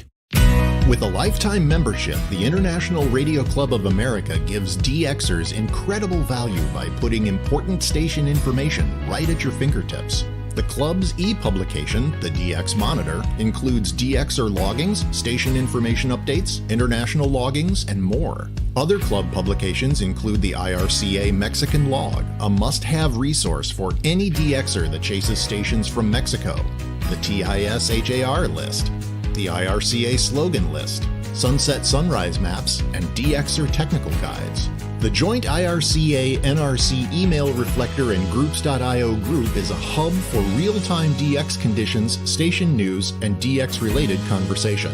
For more information, visit ircaonline.org. That's ircaonline.org. From long wave to satellites, medium wave through HF, ham radio to scanners. If you can DX it, the Spectrum Monitor has you covered. Editor and publisher Ken Reitz has assembled a who's who of radio writers to share their knowledge and expertise from a wide range of DX-related topics. Each month, the Spectrum Monitor's columnists dive into their specialties to give readers tips, tricks, the latest news and station updates, and more. The Spectrum Monitor also provides a monthly assortment of feature articles that give in-depth insight into the past, present, and future of DXing. You can get a full year of the Spectrum Monitor for only $24. Individual issues from the current year are available for $3 each. You can also purchase previous years of the Spectrum Monitor in their entirety for as low as $12. For more information, visit thespectrummonitor.com. That's thespectrummonitor.com. For more than 90 years, the National Radio Club has been at the forefront of providing DXers with the latest in station news, DX-related technical information, and reception reports from DXers around the world. The NRC's AM radio log, now in its 45th edition, is the most expansive and detailed resource of station information for U.S. and Canadian radio stations that is available in any format.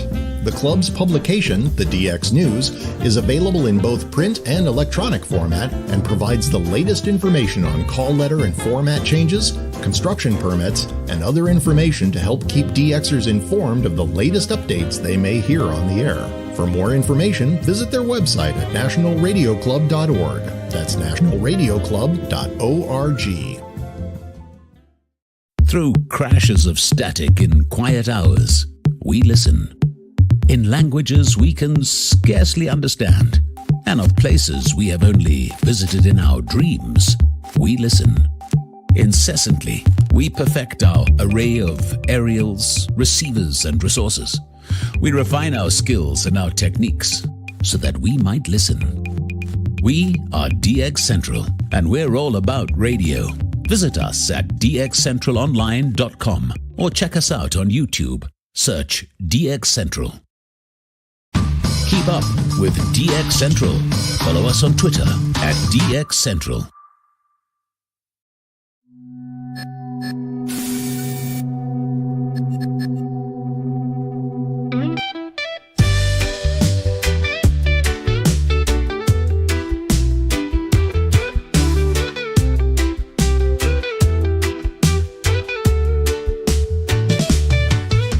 Waking up feels so light.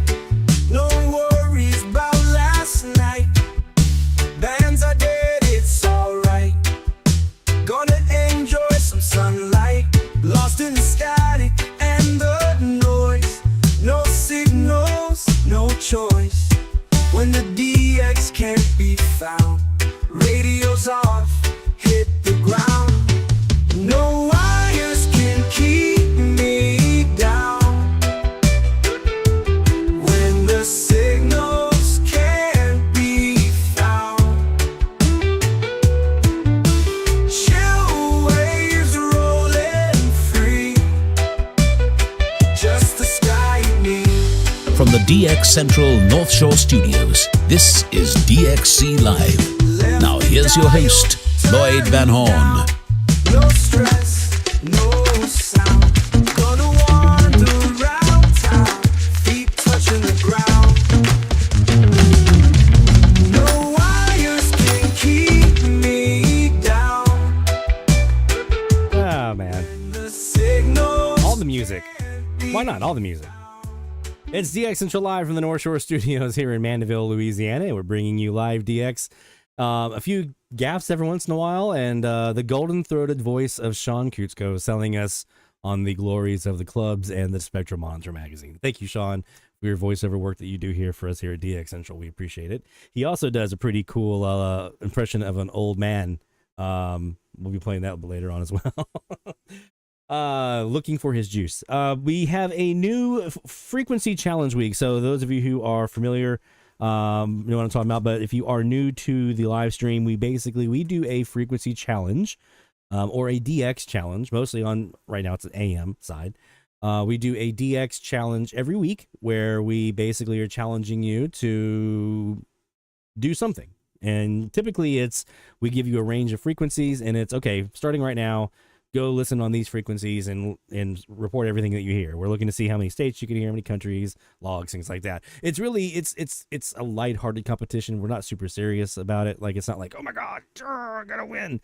It's more about pushing yourself. It's about trying things that maybe you haven't tried in a while and trying to get more stuff in the log. That's really the purpose of these things.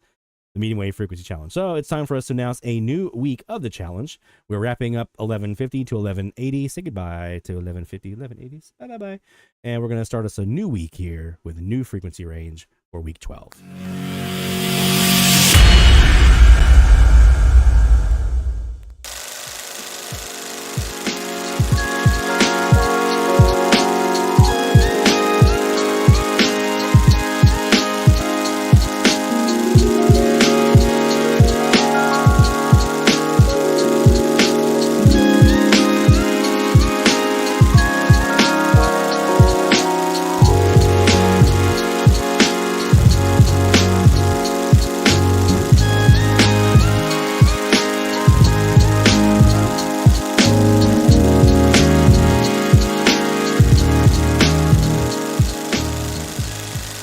There you go. 1380 to 1390. And I'll say this is the one I've been dreading the most because 1390 is my most hated frequency. I hate 1390 so bad here in Mandeville. And I'll show you why here in a second. 1380 to 1390. So 1380 is not too bad, but 1390, I hate that frequency with a passion. So here we go, my friends. Let's take a look at our local band here. We're on the East SuperLoop. and we're going to do some checking to see what we've got here on. Let's just start with 1390. Let's just peel the Band-Aid off. Let's make it hurt and see what we got. This live DX is brought to you by the International Radio Club of America, ircaonline.org. Go there now and get more information about lifetime membership in the Too Cool for School in our IRCA. And you can be part of the fun. You can read up on all the DX adventures that folks are doing and so forth. All right, so we are at 83 degrees here on our SuperLoop antenna. This is a 15 by 56. This is the front yard east SuperLoop that we're working off of right now. So let's go ahead and check out 1390. Oh, do we have to? And when I say I don't like this frequency, let me tell you why. There are 4 reasons why I hate this frequency. Mostly it's these 3 right here. WTJF in Jackson, Tennessee, right here, okay? WNLA in Indianola, Mississippi, and WMER in Meridian, Mississippi. WROA here in Gulfport also plays along sometimes, every once in a while, but really it's these 3 right here. Can you tell there's nothing else? When I log a station, I put it in white here in Jaguar. I have this one over here from Charleston, WSPO. I don't ask me how that happened. I don't know. They just snuck in there, but there is nothing else. It's these 4. I do have the one here in El Campo on the backside. One time I got out west and I was like, whoa, that's amazing. And I do have the Charleston, but that's it. These 4 stations, every single time I sit on this frequency, that's who I've got. So Lloyd is hoping that this week, something else besides one of those 4 stations and the 2 that I already have makes its way. I need new stuff here. I need new stuff on 1390 because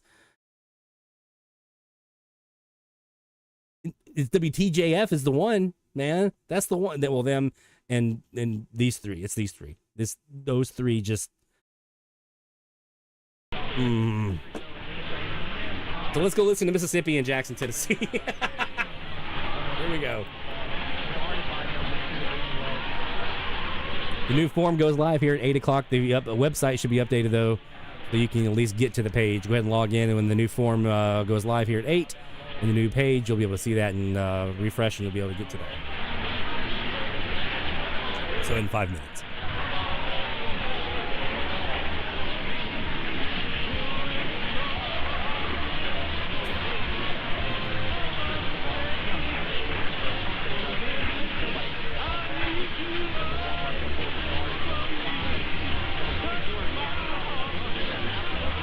There's also the possibility that sometime this week someone may log this friendly little radio station, WEED in Rocky Mount, North Carolina. Yeah, man.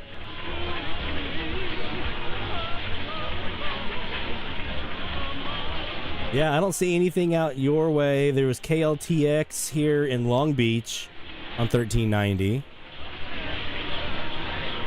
Stephanie, and then a couple up to your north here on 1380, but really 1390 is pretty open for you.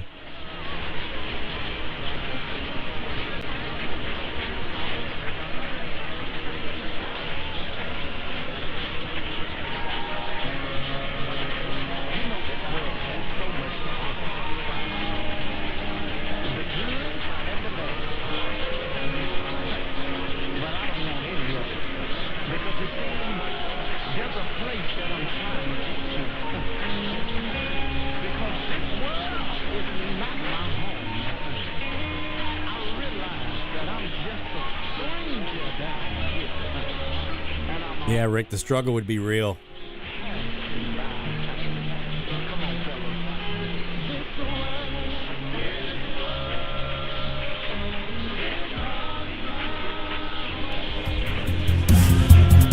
DX Central Live, top of the hour alert.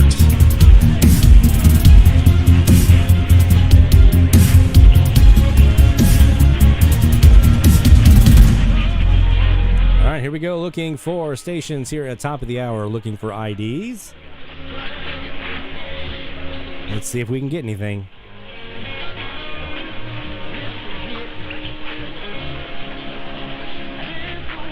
Besides the Mississippi wall. We talked about the Rebellion wall in 1180. This is my Mississippi wall. I'm counting WTJF and Jackson in my Mississippi wall because it's right there. It agitates the other two. So these 4 right here. I gotta somehow get through these 4. Right now we're pointing right at them. So I'm sure that's who we've got in here. WMER is Good News Gospel. WNLA, Indianola, is the Delta's Gospel Connection. Gulfport is Country. Charleston's also Gospel.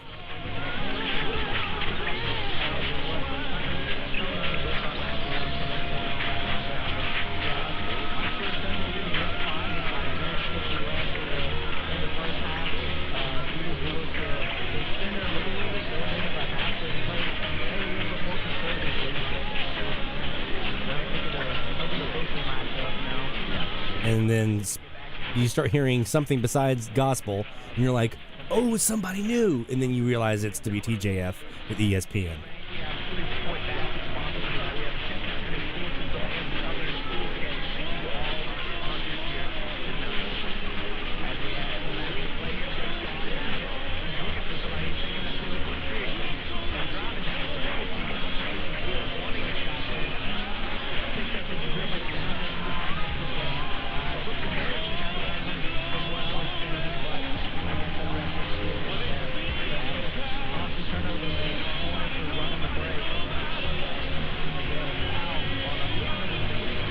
Remember those days, Jerry, being backed up against the ocean like that, and everything is over there.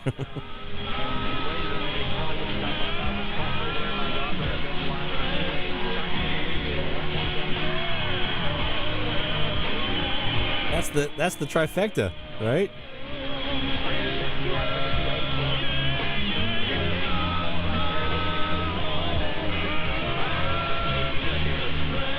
Gospel, sports, and country. Now, you give me a station with all 3, I'm moving in.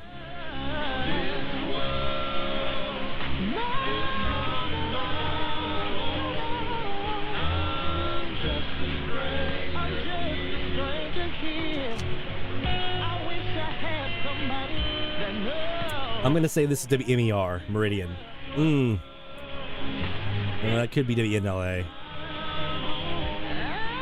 It's one of those two. If this turns out to be Charleston, I'm going to be shocked.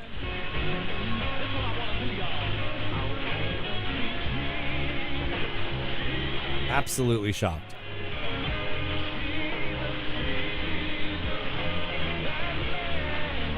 Stephanie's got a boom. Is that a new one?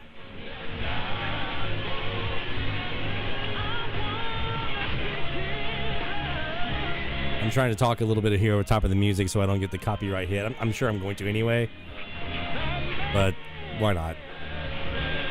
Station in Detroit that did sports and rap. Hey, that's a great combo. They do go hand in hand. Don't forget we got shoutouts coming up. dxchallenges.com/shoutout. You too can get yours in.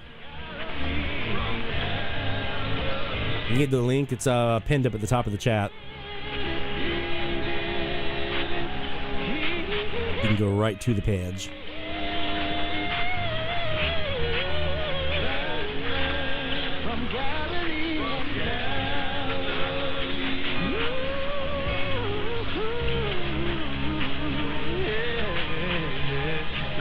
Who is it?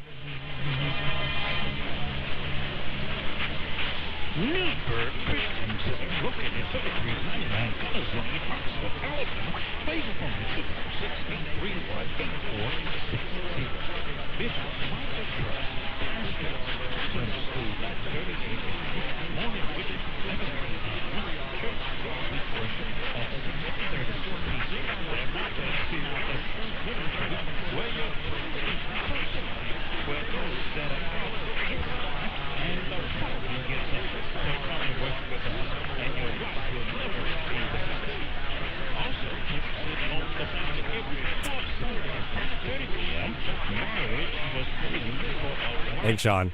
Your marriage can have a 100% chance of survival if you apply the right principles. Berg System Simmons, $33.99. Goodness land with Alabama.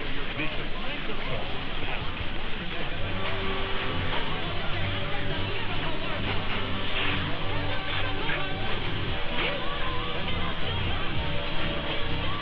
I did not hear an ID in there.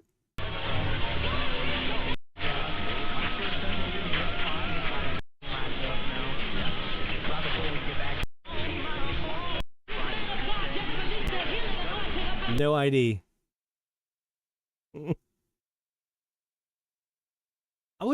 I would welcome a Cuban jammer with the whoa, whoa, whoa, whoa, whoa on this frequency.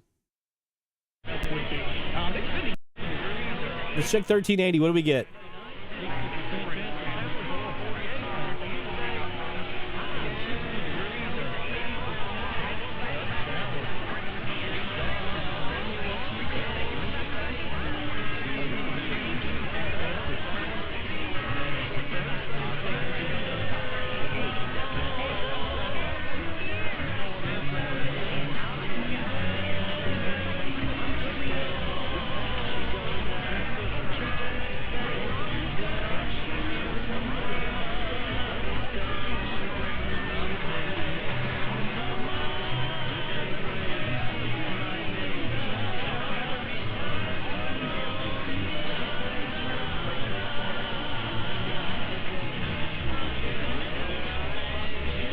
I did get a new one on this frequency earlier this week here on 1380, doing some research.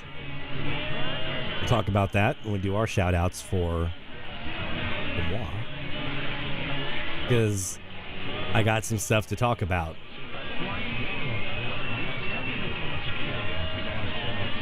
Some very big stuff to talk about this week.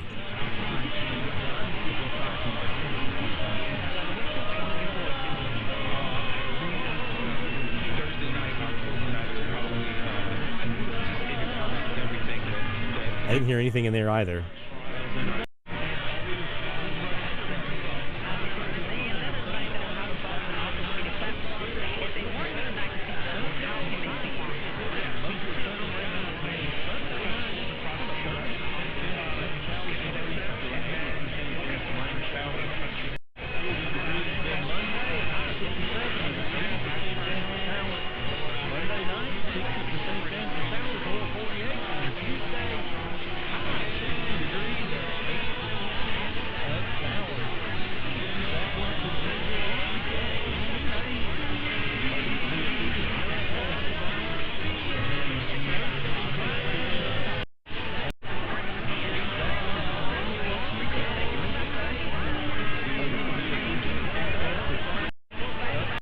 Somebody's in here giving a weather forecast.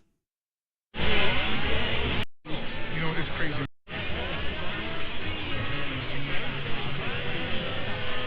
With a very country accent.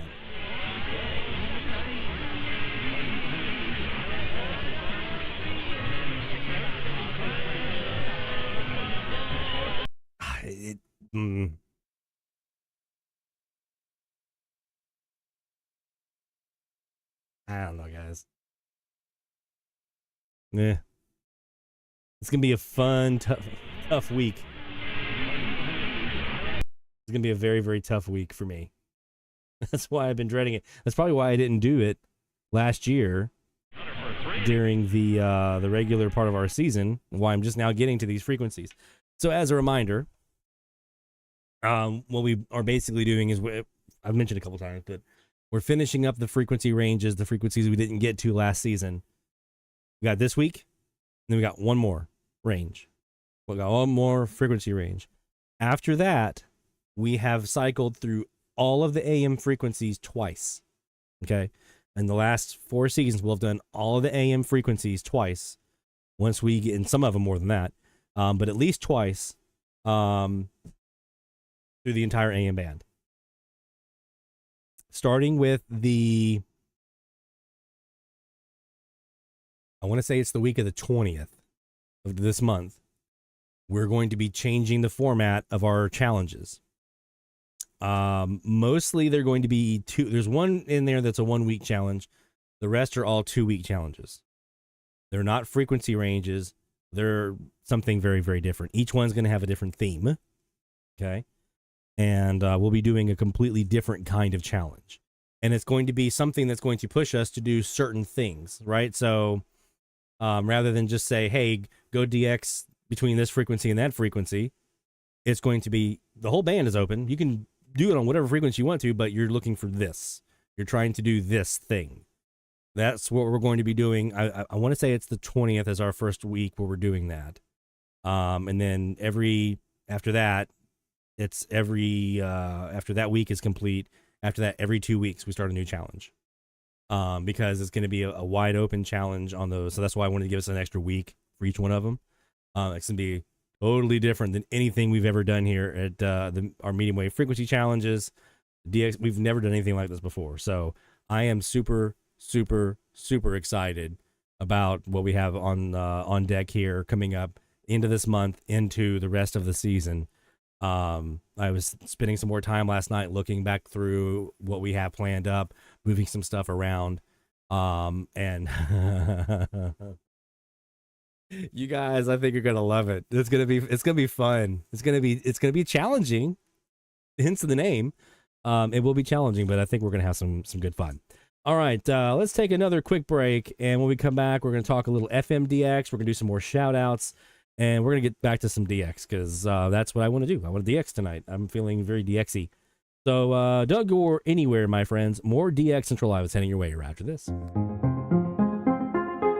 DX Central, because we're all about radio. Visit us at dxcentralonline.com or check us out on YouTube. Search DX Central. DX Central Live is brought to you in part by...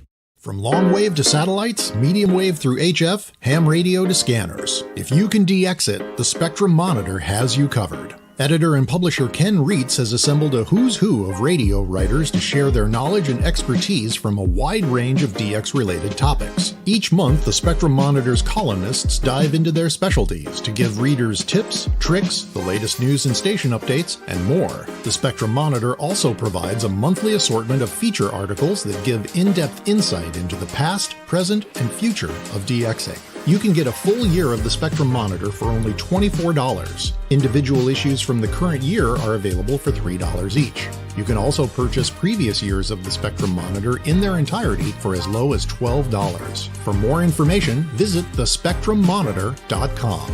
That's thespectrummonitor.com.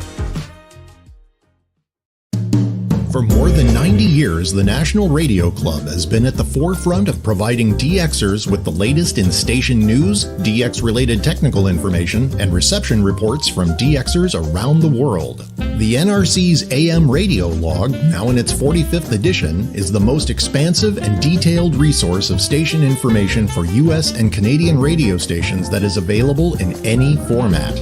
The club's publication, the DX News, is available in both print and electronic format and provides the latest information on call letter and format changes, construction permits, and other information to help keep DXers informed of the latest updates they may hear on the air. For more information, visit their website at nationalradioclub.org. That's nationalradioclub.org.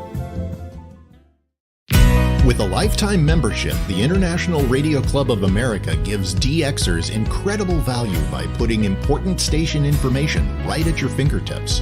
The club's e-publication, the DX Monitor, includes DXer loggings, station information updates, international loggings, and more. Other club publications include the IRCA Mexican Log, a must-have resource for any DXer that chases stations from Mexico, the TIS HAR list, the IRCA slogan list, sunset sunrise maps, and DXer technical guides. The joint IRCA-NRC email reflector and groups.io group is a hub for real-time DX conditions, station news, and DX-related conversation.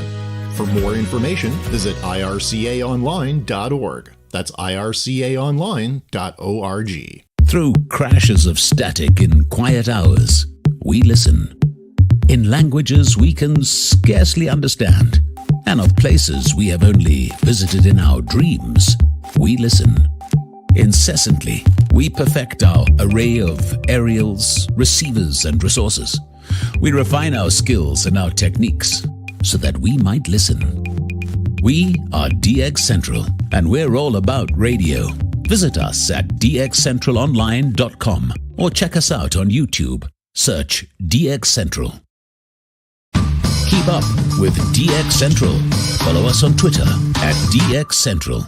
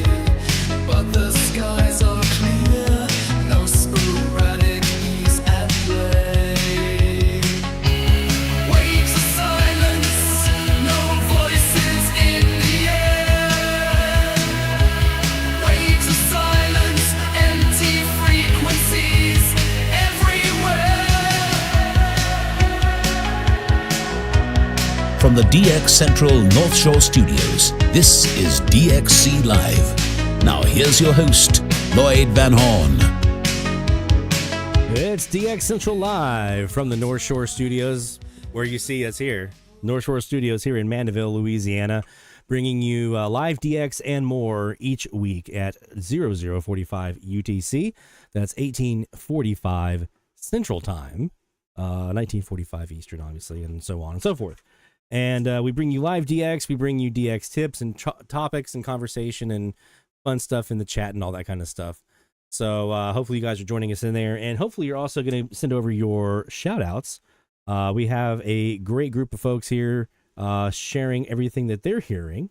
We want to make sure we have a chance for you to get in there as well. So go to dxchallenges.com/shoutout and you can get in your shout outs, and we'll read those here on the air, and we'll celebrate together. We'll blow the horn of victory, and we'll have ourselves a good old-fashioned fun DX time. Okay? All right, and speaking of, let's go ahead and do a couple of those. We also want to talk about some FMDX here in a few moments, because the FMDX season is obviously, E-Skip and Tropo are nothing right now, but we do have a meteor shower that is currently underway and will be peaking next week. This time next week, we'll be kind of in the middle of the peak of a meteor shower. So we're going to talk about that and what that means for FM and what you can do to take advantage of that on an FMDX standpoint and try to use those ionized meteor trails to get you more DX. Okay? There's Walt. Hey, Walt. Welcome, my friends. Appreciate you being here, as always. All right, so let's talk a bit about the shout-outs, actually. Let's do that first. I want to do the shout-outs first, because this is fun. And we're going to go ahead and do ours, too. Shout out loud, hear the call for every single big or small, from AM to FM, from C to C. We celebrate the ones who snag the IT. Shout out loud, let it be known, you're never DXing all alone. Through the static we found our way, shout-outs making waves today.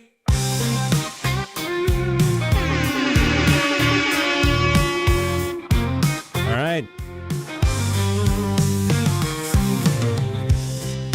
We got more shout outs here from the crew. And then, like I said, we'll be doing ours here in a bit as well, because I want to get that in before we get too late into the program. If my wife was here, she'd be laughing. We have an inside joke with the word program. It's a long story. All right. Jeff. Notorious B.O.G. I need some intro music for Notorious B.O.G. here. Mr. Jeff Immel in Indiana. Have Linrad now running using my RSPDX R2. My Christmas wish arrived early to get Linrad running. And for those of you who don't know, by the way, that's worthy of a Let's do, it's a milestone. That's what that is.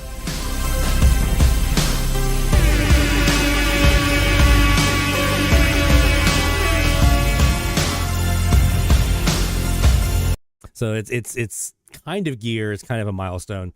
But for those of you unfamiliar with Linrad, what it basically is, and I'm not using it here yet. I'm going to eventually, and I have plans for how I want to kind of like introduce this on DX Central.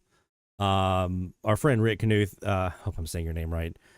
Rick in Florida is a big proponent of this, and he does a great job at teaching folks how to use it and stuff like that. So I want to bring him into DX Central world here and let him introduce this to everybody. It basically, it's a phasing. It's the ability to do phasing without a phaser. It's the ability to do phasing with just one antenna, I think, if I remember right. Basically, I mean, I think you can do it with multiple antennas. I think that actually works best within multiple antennas, but you can do it with one antenna. I mean, Jeff is using it with his RSP DX R2, and that's just one antenna in that one that you can record on at once. So obviously he's getting some results from that, and it's very complicated to an extent until you kind of get used to it, is my understanding. Once you learn it and you kind of get used to it, it's easy, and you kind of pick it up and you kind of run with it. But you can use it for phasing of signals, recorded, live. I think mostly recorded, if I remember right. I'm probably butchering this because I don't actually have it installed. I haven't used it before. I've never actually seen it on my screen before.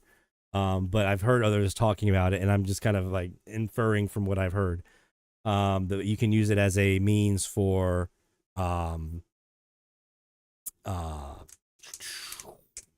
phasing of stations and trying to see what's underneath. So kind of the co-channel canceller approach, kind of diversity mode kind of thing, but it can be used with whatever SDR you're using. So Jeff says in the chat, I'm using it with my loop on the ground antenna, and I'm able to null out WABC to hear WLWL. Unbelievable. Using Linrad in one antenna, one SDR, he's phasing out WABC. So I'm sure it's completely different in how it works. So I'm not saying that it's like the co-channel canceller, like it works the same way. I'm saying like the results you get is similar to what you would get with like a co-channel canceller. You can get rid of station that you don't want and hear station that you do. Okay. I don't know if they work the same way. I have no idea, but apparently it's pretty radical. So very, very cool, Jeff. And yes, I am working on, and I talked with Rick about it. We are going to do a session where we basically make a video on how this works and how it sets up. Apparently it can be difficult to set up, and it's almost down to like individual users would need to kind of like have their handheld to kind of get it set up based on what kind of SDR you're using and so forth. But I'm going to do some exploring on that, because if it works the way that I hear it does, that could be pretty cool. Tom Laskowski, also in Indiana, also sends a shout out in. I forgot to send this in last week, but one new log to report. Thanks to tips from Tim Trump, I was able to log a new one on November 29th. And at 10:43 UTC, my third log from the super rare state of Maine. 750 WJTO in Bath, Maine. Made it in under a weekend WSB in Atlanta. My last two new ones on 750 have been KXTG Portland and WJTO Bath. Needless to say, 750's been good to our friend Tom. Yeah, it has. So we're going to get the log sawing here going on.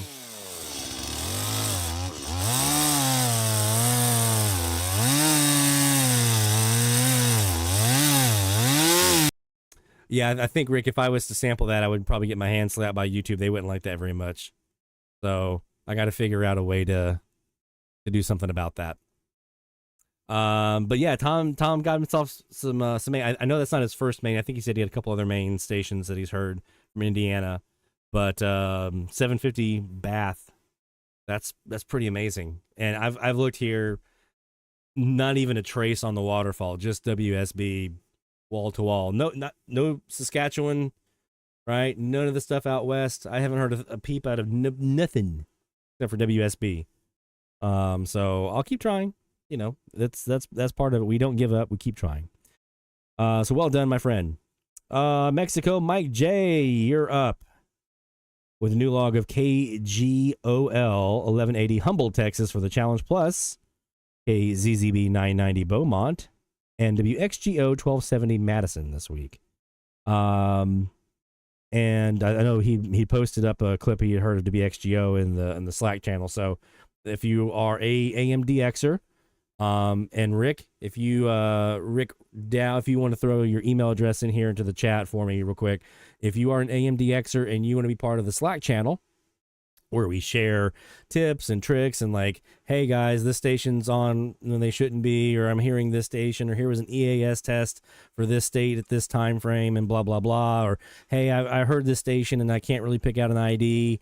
Can anybody help me with it? Or we have the Mexico Mike J and others who do Spanish, who are fluent in Spanish. They can help you with like Spanish translations, things like that. We have all kinds of stuff. We have FMDX covered in here. So if you want to be part of the Slack, if Rick, if you'll drop your email address or whoever they need to email to get in the invitation, drop that in the chat, and then you can send your stuff to that and you're good to go. And so this is one of those. He had actually heard this station, Mexico Mike J did, and put it in the Slack and said, hey, I think this is who this is, or can you guys tell me who you think this is? And we were all like, oh, that's the WXGO. And that helped him get that station in his logbook. So Slack channel, super, super nice for helping us get more stuff in our logbook. We also share like some of the antenna stuff we're working on and stuff like that. It's really cool. All right. So well done, Mike, Mexico Mike. I think I got you in here, but we're going to get you the log saw.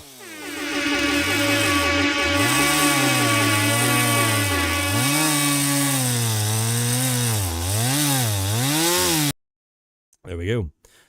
And we got our friend Sean Kutzko, Champaign, Illinois, in the house. He put himself up a new antenna recently, a beverage on the ground, and it's been doing good. It's been doing good for him. Only 12 stations for this week's challenge, and only one new log on the Challenge Freaks, KJJD 1170, Windsor, Colorado. It's a kilowatt, 875 miles, but it's a new one.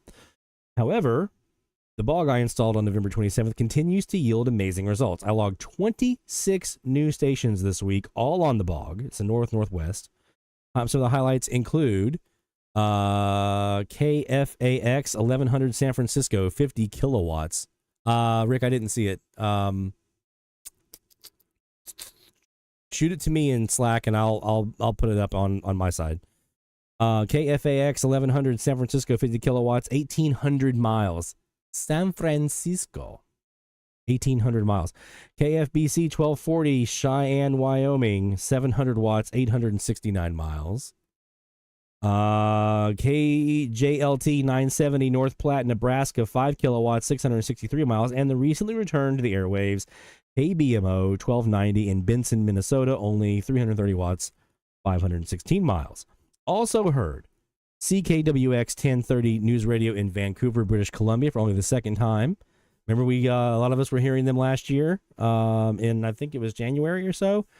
He did hear Vancouver on his new bog antenna.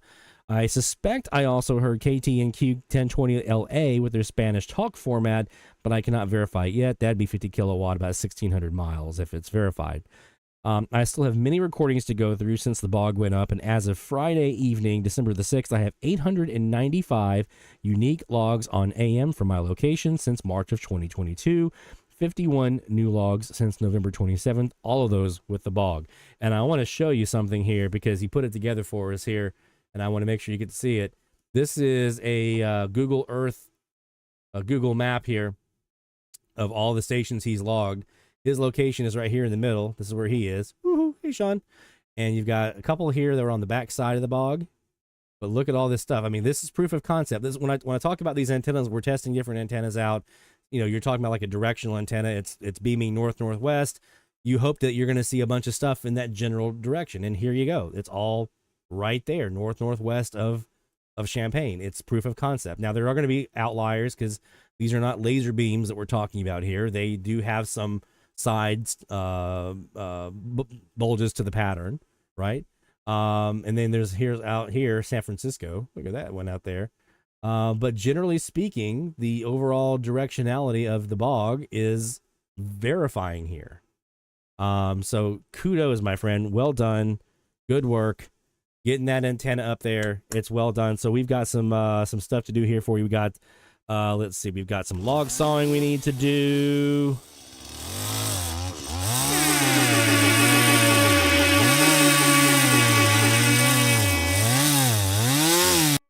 And he does have a clip here for us that we're going to play. This is CKWX 1130. CKWX AM, broadcasting live in Vancouver. Right now it's the top of the hour. I mean, listen to how loud that is. I'm going to start that over again because the ID starts right at the top of the clip. Listen to how loud that is. That's Vancouver, British Columbia to East Illinois. CKWX AM, broadcasting live in Vancouver. Right now it's the top of the hour. Number 1 for breaking news.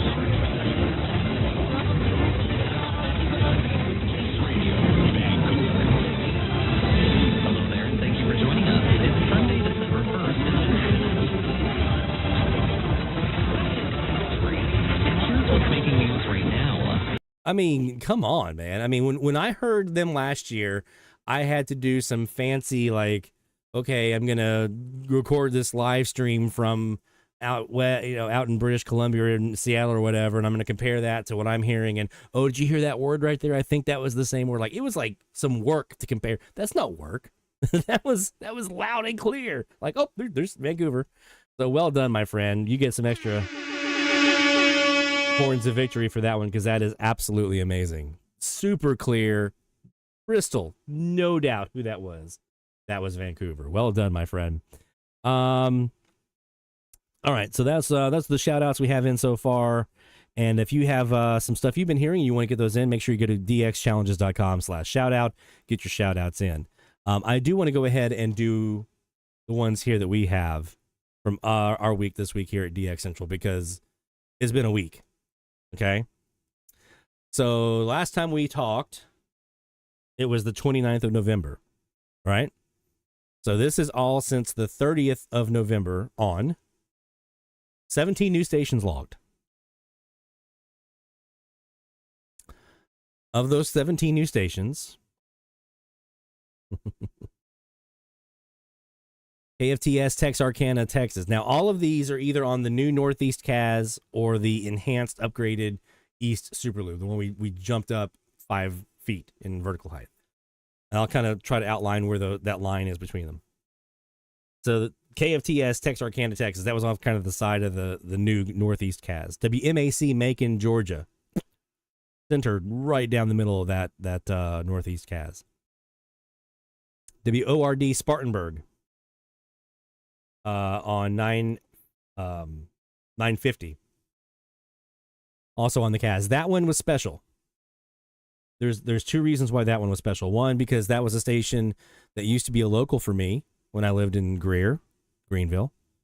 And it's fitting because for me, 950, WORD, Spartanburg, South Carolina, was Mandeville Station number 1000.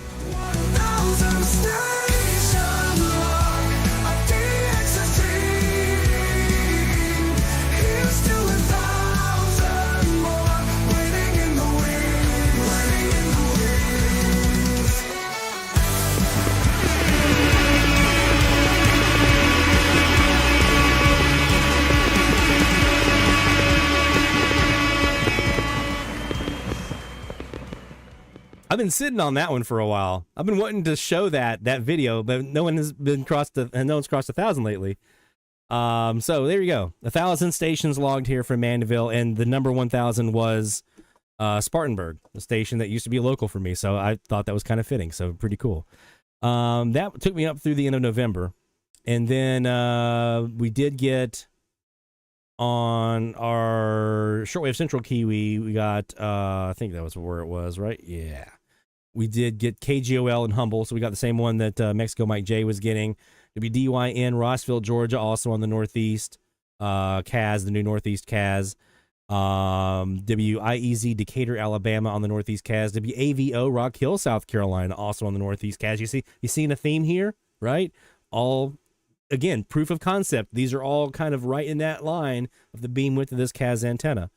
1150 Radio Biamo in Cuba.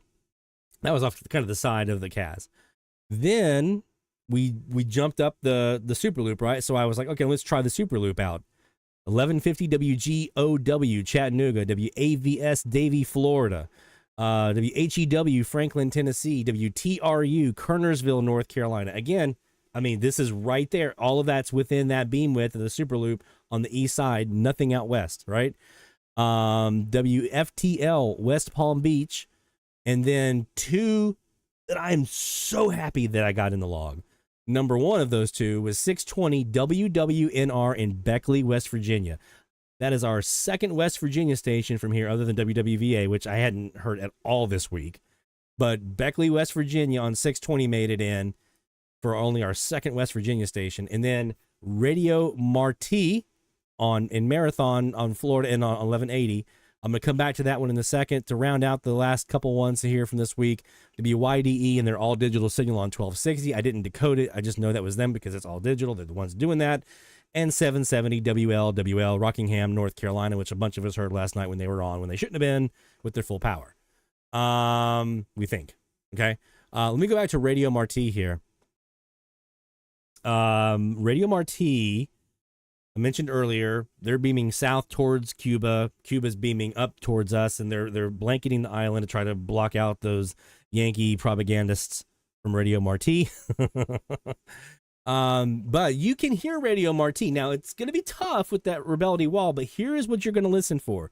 The first clip I'm going to play for you is from our friend Mexico Mike J. Again, he's got a good reception down in Mexico of Radio Marti because the Cubans are not broadcasting towards him like they are for us. So here is Radio Marti from down in Marathon Key in Florida, VOA.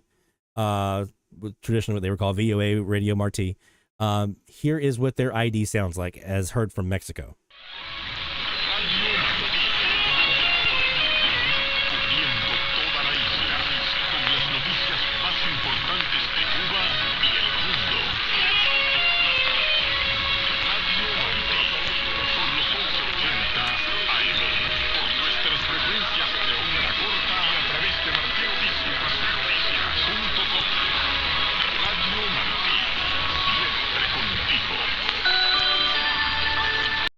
All right, I'm going to rewind it and I'm going to play you part of this here. Listen to that little na na na na na na, this little melody line that you hear.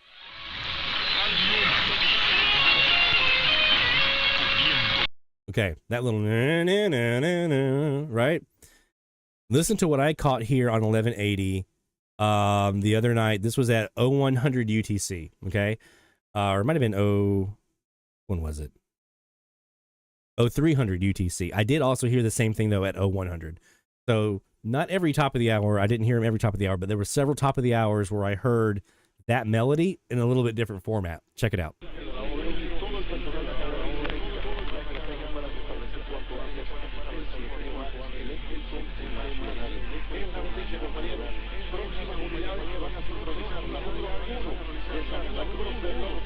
It's kind of hard to hear in there with the rebellion wall, but you hear this like almost like a flute going, na, na, na, na, right?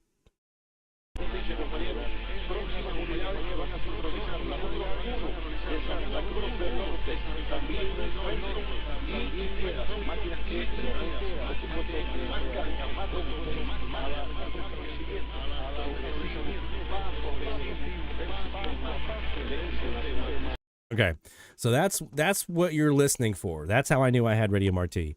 Is you're listening for that na na na na na. If you hear some sort of musical note presentation with that melody line, na na na na na. It could be the guitars, it can be the flute, it can be whatever. That they may have different versions. I'm not super familiar. I don't hear them very often, obviously.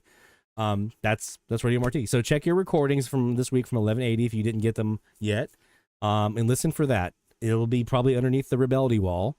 I would imagine that most people in the Southeast or on the East Coast would have the better shot, but folks in the Midwest, in the central part of the country, give it a listen. You might have a shot and be able to add another Florida station, a rare Florida station. They're 100 kilowatts, right? Big transmitter. That's reported, right? 100 kilowatts. So there you go. That's what you're listening for. So just like some of those other Cubans and other stations down in Latin America have those little sounders that we listen for that were like, oh, that's ABC Radio in Honduras, or oh, that's Rebeldy, right? Like Rebeldy. We listen for those things. We have the same thing with Radio Marti. So that was a really cool one to be able to get this this week. So that brings us now to 1,014 stations heard here in Mandeville total. So pretty cool. So I'm gonna go ahead and give do this.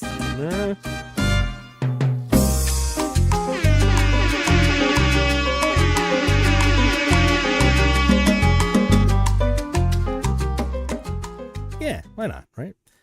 All right, so that's the shout outs. Let's talk some FMDX here real quick, because I think there is a pretty cool thing going on right now that deserves our attention on the FM side, and that is a meteor shower, specifically the Geminids meteor shower.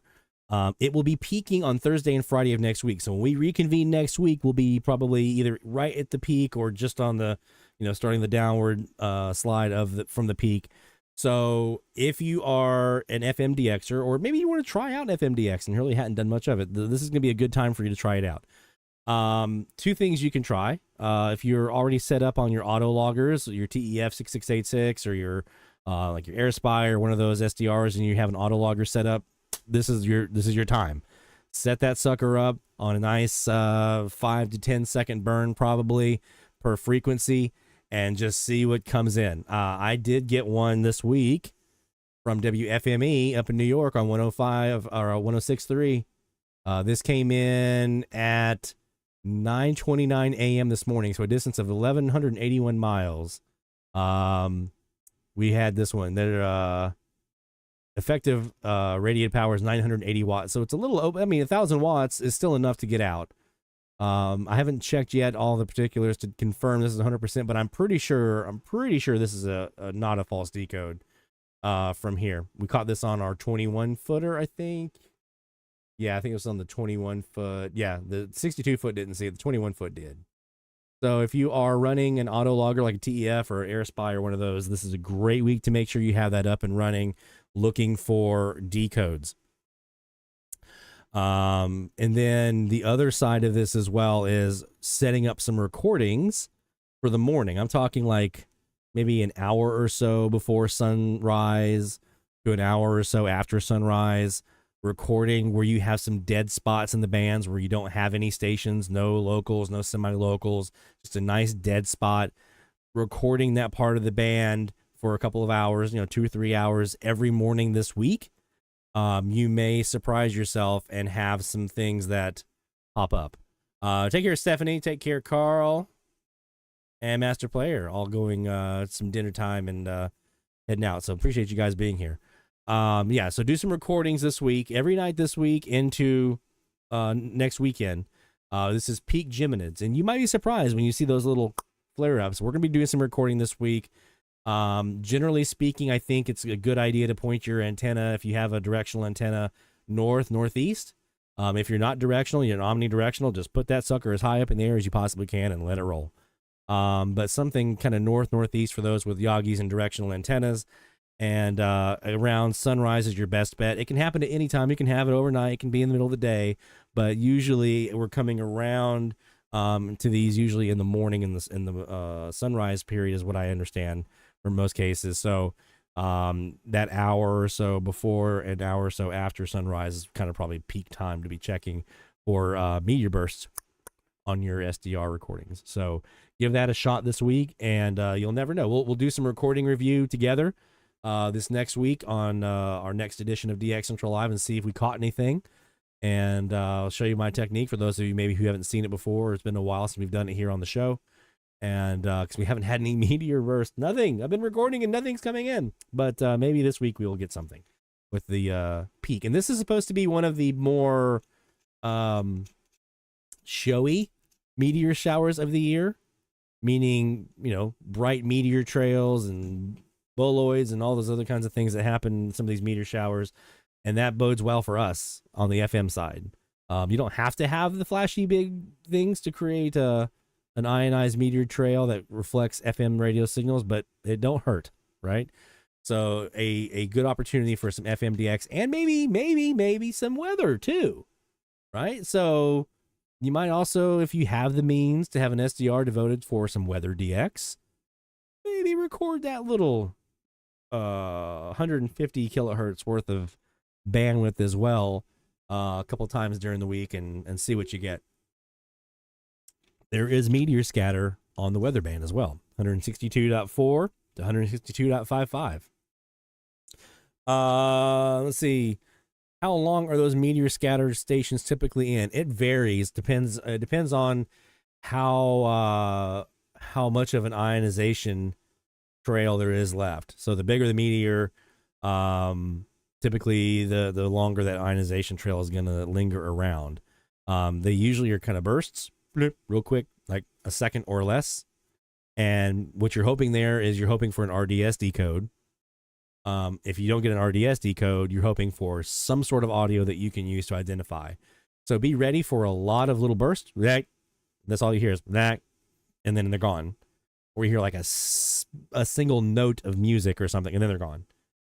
And a lot of those you don't get RDSD codes off of. So there's going to be quite a few that you're going to see, and they're going to be nothing. But when you get one, and we do get them here, I have, as an example, and almost all of this is this year, because this is when I actually kind of started doing meteor scatter as a thing here at DX, because I never thought I could do it, but it turns out it's actually a lot of fun, and you can do it. I have logged a total of 65 stations via meteor scatter.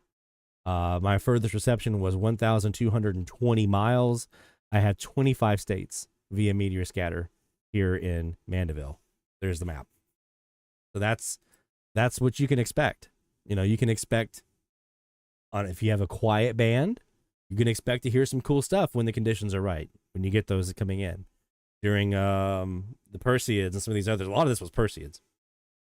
Perseus produced a lot of meteor scatter, a lot of really good. That's in August. A lot of really good meteor scatter from Perseus. I'm hopeful that Geminids will it won't be as bountiful probably as Perseus, but maybe we'll see some. And you'll see here logs by month and season. So 60 of the 65 were this year. August 35, that was Perseus right there. That was the peak. July was ramping up to Perseus 11. June 7. Kind of fallen off since then a little bit. Haven't seen as much.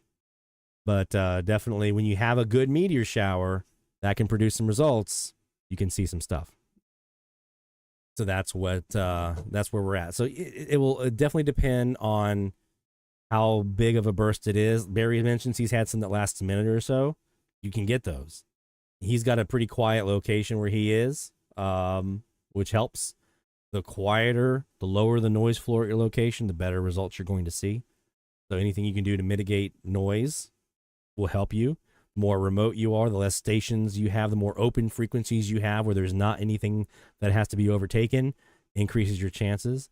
I forget who it was. Was it Andrew, K8EL, went up to Ontario during the peak of the Perseus, and his auto logger map, he was at it was a random rural, out of the middle of nowhere lake up in Ontario, and he set an auto logger up there, and the stuff that it caught in like a 24-hour period it looked like my map for the entire history of the auto logger, right?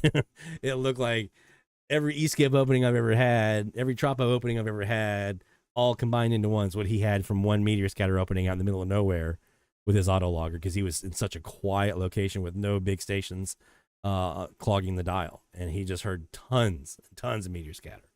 And you can do that. I mean, you can do that if you're in a super remote, quiet location. You can do that without a meteor shower, because there's always meteor scatter going on, always, constantly. It's just, is it strong enough? Is it regular enough for us to be able to receive? And a lot of times, based on saturation of the bands and things like that, the answer is no. But if you're in a quiet enough location and there's not a lot of saturation of stations on your band, cluttering up the frequencies, you can hear some really great meteor scatter year round, right? Barry says sometimes, though, the stronger meteor burst yields fewer IDs. There's so many stations in there, it's hard to identify individual stations. Yep, that happens, right? You get a big burst, and you're having, what's basically happening is that signal is rising up, and normally it just keeps on going out into space at the speed of light, right? But when we have meteor scatter, it goes up until it hits this ionization layer, ionized electrons, bounces off of those, right? It's basically metal from the meteor that burns up in the ionosphere and ionizes this one little area and creates a little mini cloud, almost like an E-skip cloud, bounces off of that sucker, brings it back down to the earth. So it doesn't keep going into space at the speed of light. It bounces back down to the earth and then to your receiver, your antenna. And if that ionization trail is big enough and wide enough and lasts long enough, it doesn't just immediately kind of dissipate. You can get a bunch of stations reflecting off of that sucker all at once. So it just depends. Jerry says, isn't there sometimes E-skip around Christmas? Yes, sir. As we approach the peak of sporadic E season in the Southern Hemisphere, which is coming up this month, towards the end of this month into early January is the peak of their E-skip season in the Southern Hemisphere. As that happens, we typically get a little residual E-skip that will make its way into our neck of the woods. Now, we've had little pockets of E. We had some in November. I think there was one in October, if I remember right. So E-skip is one of those things that can happen anytime. The conditions have to align just right. And it just so happens that those conditions align most commonly during the summer months for us, and in the Southern Hemisphere. And so when that's aligning for them in the Southern Hemisphere, it's our peak of winter. And so we get a little bit of a residual little bump from them in that week after Christmas, first week of January or so. I want to say it was the first week of January last year. We had an opening here into New Mexico, Colorado. I think it was those, yeah, New Mexico and Colorado here in Mandeville. Really nice opening. One of the best openings we had, better than most of what we had all summer long. So definitely, if you are an FMDXer or interested in FMDX, this month is going to be an opportunity probably for us to do some of that. I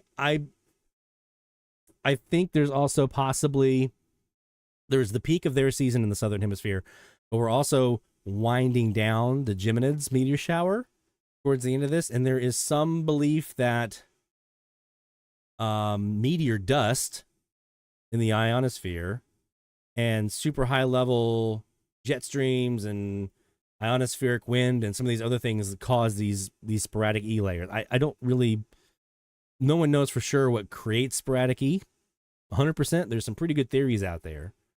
Some that tend to hold up a bit more than others. But yeah, that's what we typically see it's around Christmas, the week after Christmas, first week of January, somewhere in there. Let's do some DX. We're going to do some AM-DX, and it's going to say FM. We're going to do some AM-DX. But this is brought to you by the Spectrum Monitor, thespectrummonitor.com. That's where you want to go for more information about the Spectrum Monitor magazine. And getting a subscription is $24 for a year. If you go ahead at the end of this month and subscribe, you'll get all of 2025 and get you a new year of the Spectrum Monitor for $24. It's $2 an issue. It's $3 an issue if you buy it individually. And guess what? You're going to see moi. I have stuff in there. I talk about AM and FM DX and things along those lines. So you'll get a little bit extra there that you don't get here on the channel or the live stream. We're back on 1380 and 1390. I'm going to record on the Perseus. I'm going to do this one on the Kiwi, though. We're going to do this session on the Kiwi. And we're going to see what we get live that way. And we're going to start here on the Shortwave Central Kiwi, which is our big elevated KAZ around the corner over here, because I want to look to the northwest-ish, 330 degrees, and see if I can get away from those stations in the Mississippi wall. Shall we do that? So let's go here and look at 1390, see what we can hear on the north antenna.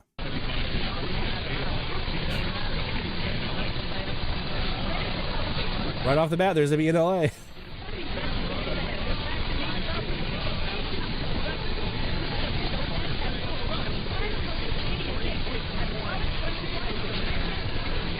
Is it mostly a southern thing, or does it make it up north much? You talking about the E-skip and the Christmas time of the year?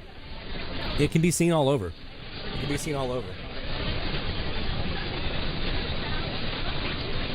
It's not just down this way.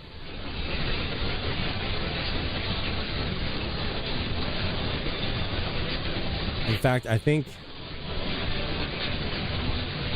when I saw that opening into Colorado, New Mexico last year, there were people up north that were seeing like into Mexico and things like that from the other side of that cloud. So it definitely can be seen outside of just the south.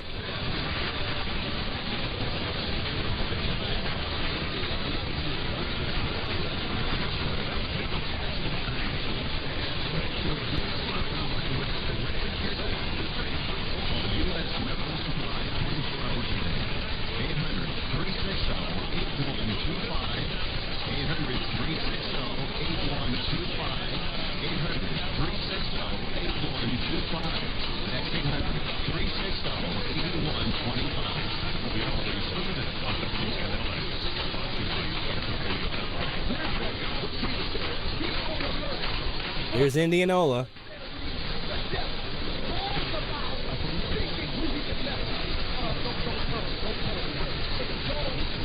Let's see if we're getting anything different on our DX Central Kiwi here.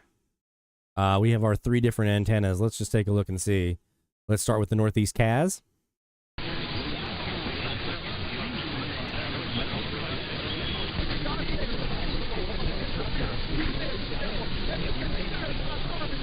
Let's do the East SuperLoop.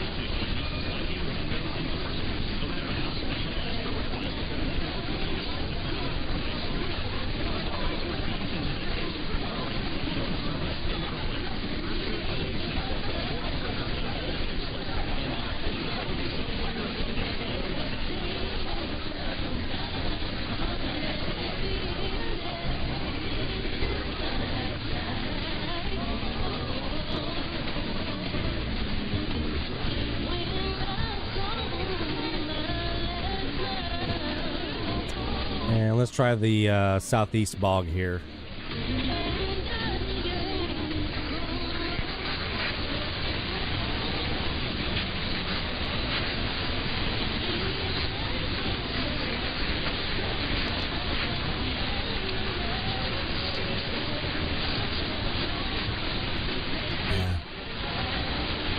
Let's go up here and do 1380 real quick.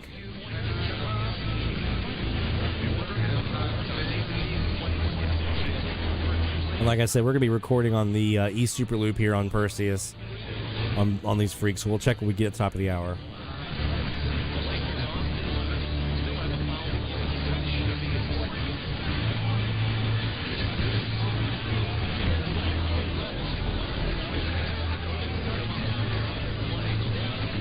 Let's check the Northeast KAZ.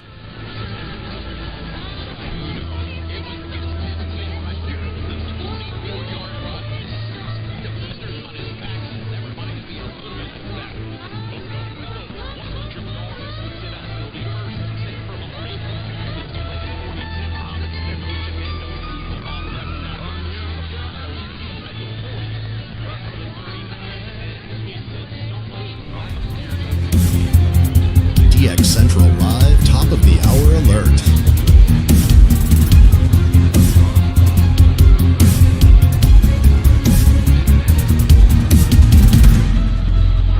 It's top of the hour time frame. We look for IDs here. Top of the hour on the AM band. We're on 1380 and 1390. Looking for IDs here. Right now we're on our northeast 15 by 60 foot KAZ at 35 degrees. Let's see what we got.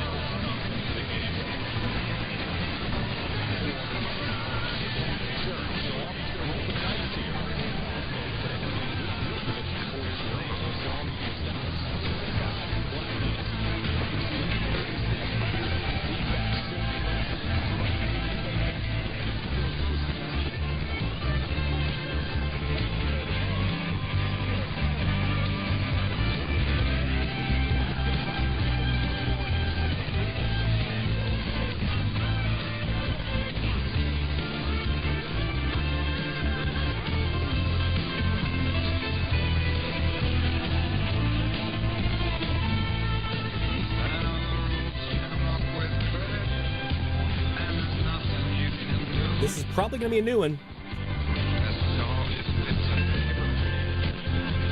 Unless it's Lawton, Oklahoma. Which I don't think it will be on the Northeast KAZ. It's pretty directional.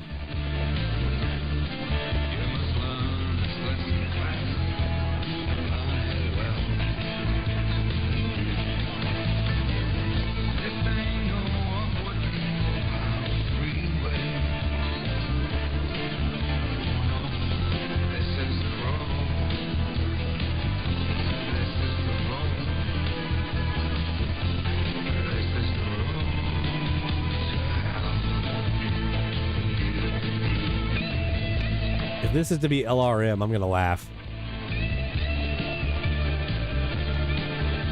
In Millington, Tennessee. Mamacita, if you're still on, you'll know why I'm laughing at Millington, Tennessee.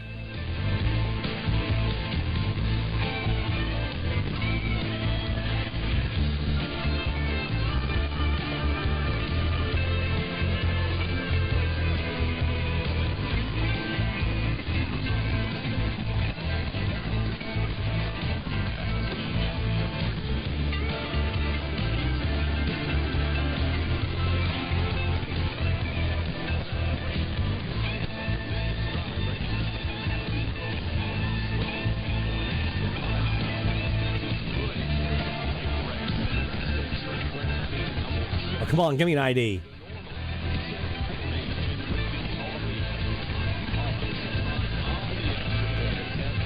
Don't you dare fade out.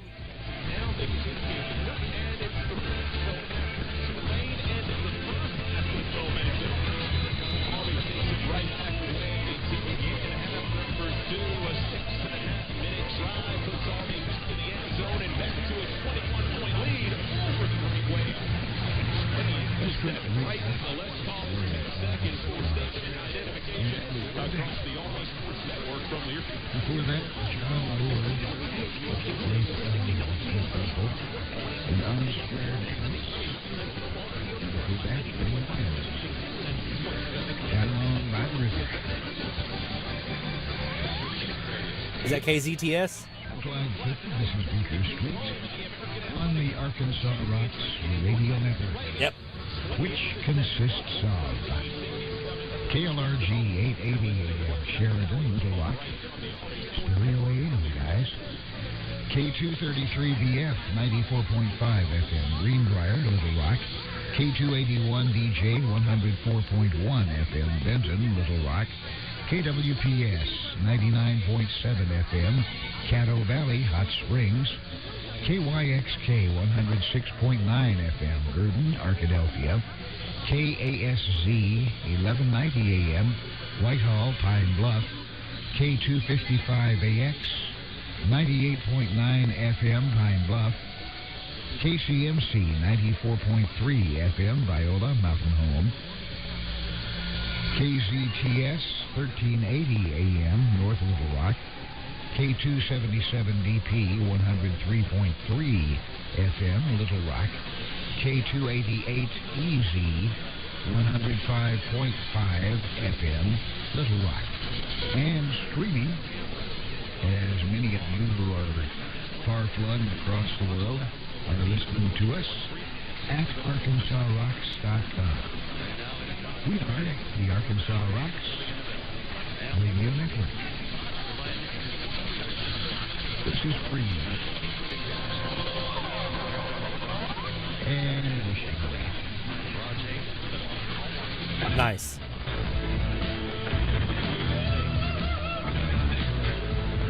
Let's take a look here at 1390 real quick.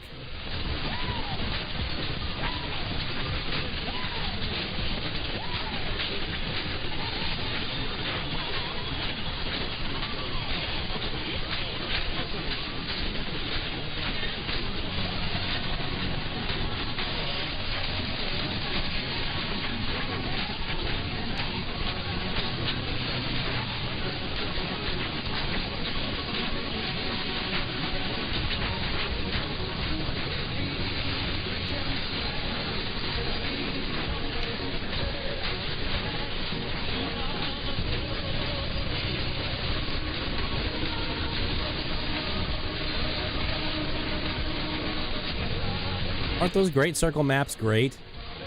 David, don't you love those things? Let's see what we caught here at top of the hour here on the Perseus. We were on the East SuperLoop over here on the Perseus. Let's see if we caught anything especially groovy over here on 1380 and 1390.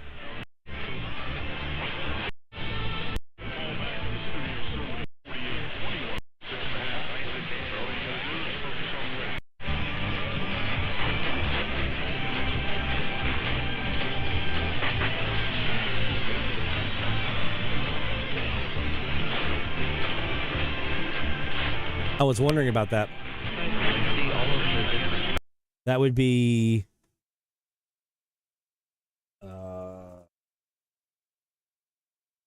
they're playing Army. Oh no, we're losing to Army? No. 28-7? Getting smoked.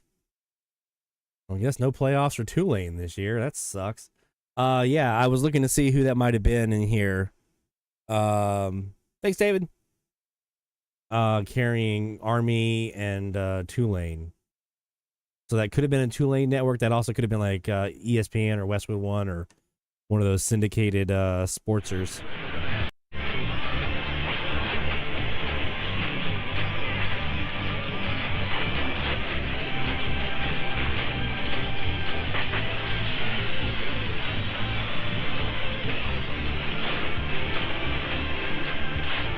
Here's what we caught on the East SuperLoop.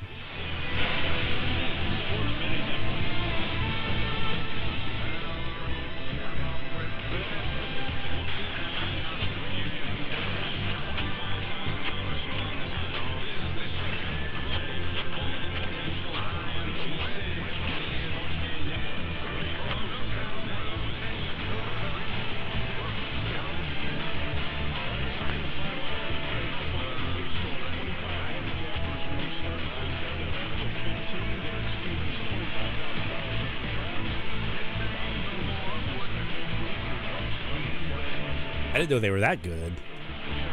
Is Tulane's pretty decent. Not as good as they were, what, 2 years ago? But they're still pretty good. Last year, maybe? When they beat USC in the bowl game?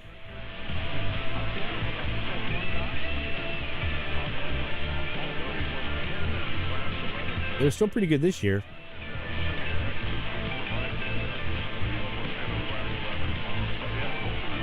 They're definitely better than getting skunked 28-7.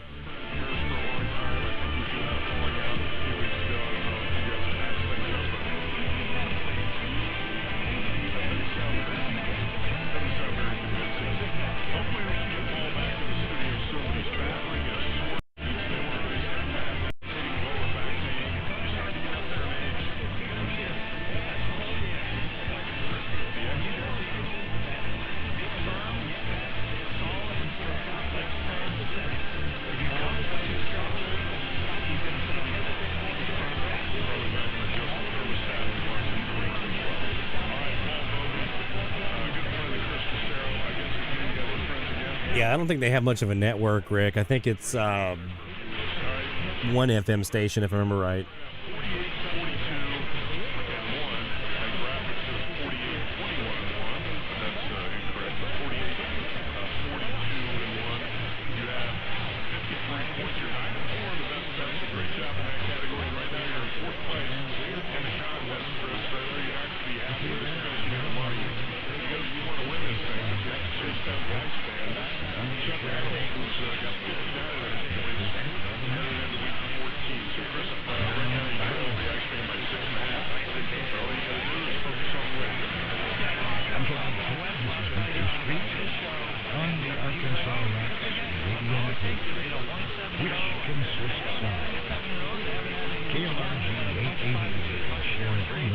I didn't hear any ID out of that one, of the sports station underneath.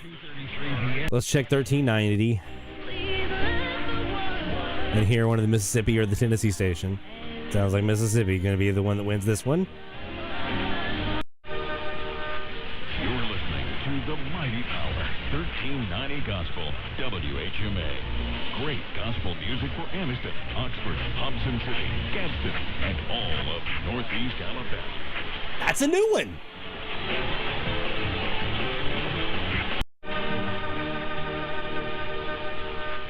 You're listening to the Mighty Power 1390 Gospel, WHMA. Great gospel music for Anniston, Oxford, Hobson City, Gadsden, and all of Northeast Alabama.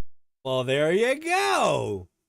Thank you, DX, for bringing me something that I didn't have. WHMA in Anniston, Alabama. That's a new one. It's the same format as 3 of the other stations that I've heard here. WNLA, WMER, and WSPO all share the exact same format, and now we're going to throw WHMA in that. That's cool, but that's a new station. Nice! So that's 2 new ones tonight. So now we're at 1016. That's 2 new ones tonight. We had the station in Florida earlier, WRLZ. And now we add in WHMA. Sweet. Very cool. I like starting off the challenge week with a new one like that. That always kind of gets you kind of going. All right. All right, let's go ahead and see, was there anything else I wanted to make sure we covered tonight? We'll be doing our SuperLoop tomorrow. Putting that up in the air. And I hope to be able to start testing it tomorrow night. Again, we're shooting for about 25 to 28 feet, somewhere in there high, by about 112 feet long. I may back that down to 80 feet or so. It just depends on how that balance between signal strength and front to back ratio, how that balance kind of plays out. We'll see. So I'll be in the Slack channel. I'll be on Twitter talking about it, I'm sure. So you guys definitely make sure you just stay tuned there. That's going to do it for tonight's edition of DX Central Live. Get your recorders and your auto loggers ready for some Geminids meteor shower action this week. Let's get some FM stuff going this week. Maybe some weather DX because of that as well. And let's do 1380, 1390. Let's make this one our our best friend this week. I'll say that instead of the other word. We'll make it our best friend this week, and we'll knock that one out. We got one more frequency range after that, and then it's on to some interesting variations of challenges moving forward. So from all of us here at DX Central, for our sponsors, the Spectrum Monitor magazine, thespectrummonitor.com, National Radio Club, nationalradioclub.org, and the International Radio Club of America, ircaonline.org. We thank you all for joining us here on DX Central Live. We'll see you next week at 0045 UTC, 1845 Central on DX Central Live and here on YouTube. Take care, my friends.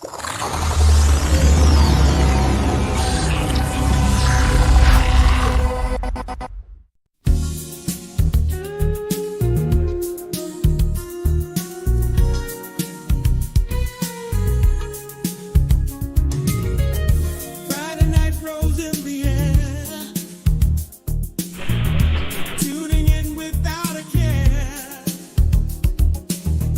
Lloyd Van Horn takes the stage. DX Central Live engage. AM FM static fight, chasing signals all through night. Waves that travel far and wide. Feel the magic deep inside. DX Central Live tonight. Turning dials, feeling right. Lloyd will guide us through the waves. All the signals we will crave. Frequencies that cross the sea. Mysteries for you and me. Lloyd's voice cuts through the noise. Feel the thrill, enjoy the joys. Ghostly whispers in the dark. Find a station, hit the mark. Fading in and fading out. Lloyd helps clear the doubts. Stories from the distant land, caught by waves that we command.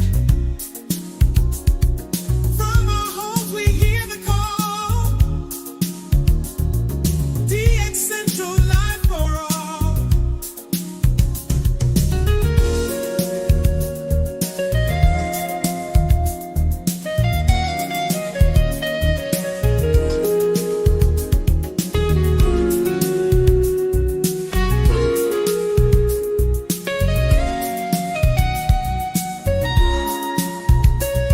DX Central Live tonight. Turning dials, feeling right. Lloyd will guide us through the waves. All the signals we will crave. DX Central Live tonight. Turning dials, feeling right. Lloyd will guide us through the waves. All the signals we will crave. DX Central Live tonight. Turning dials, feeling right. Lloyd will guide us through the waves.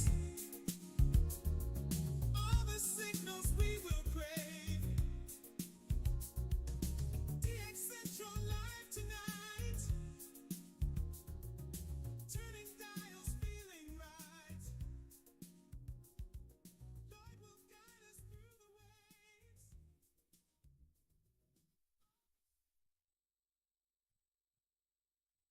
This is DX Central Live.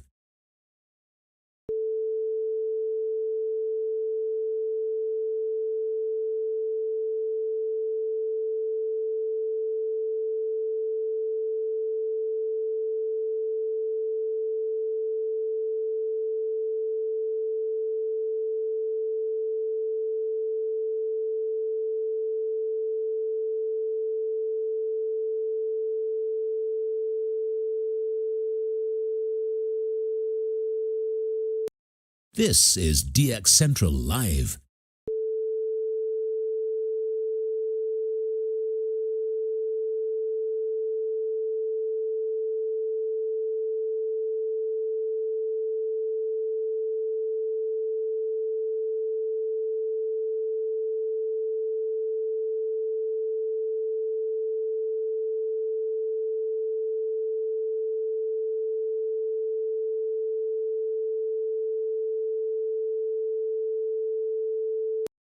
This is DX Central Live.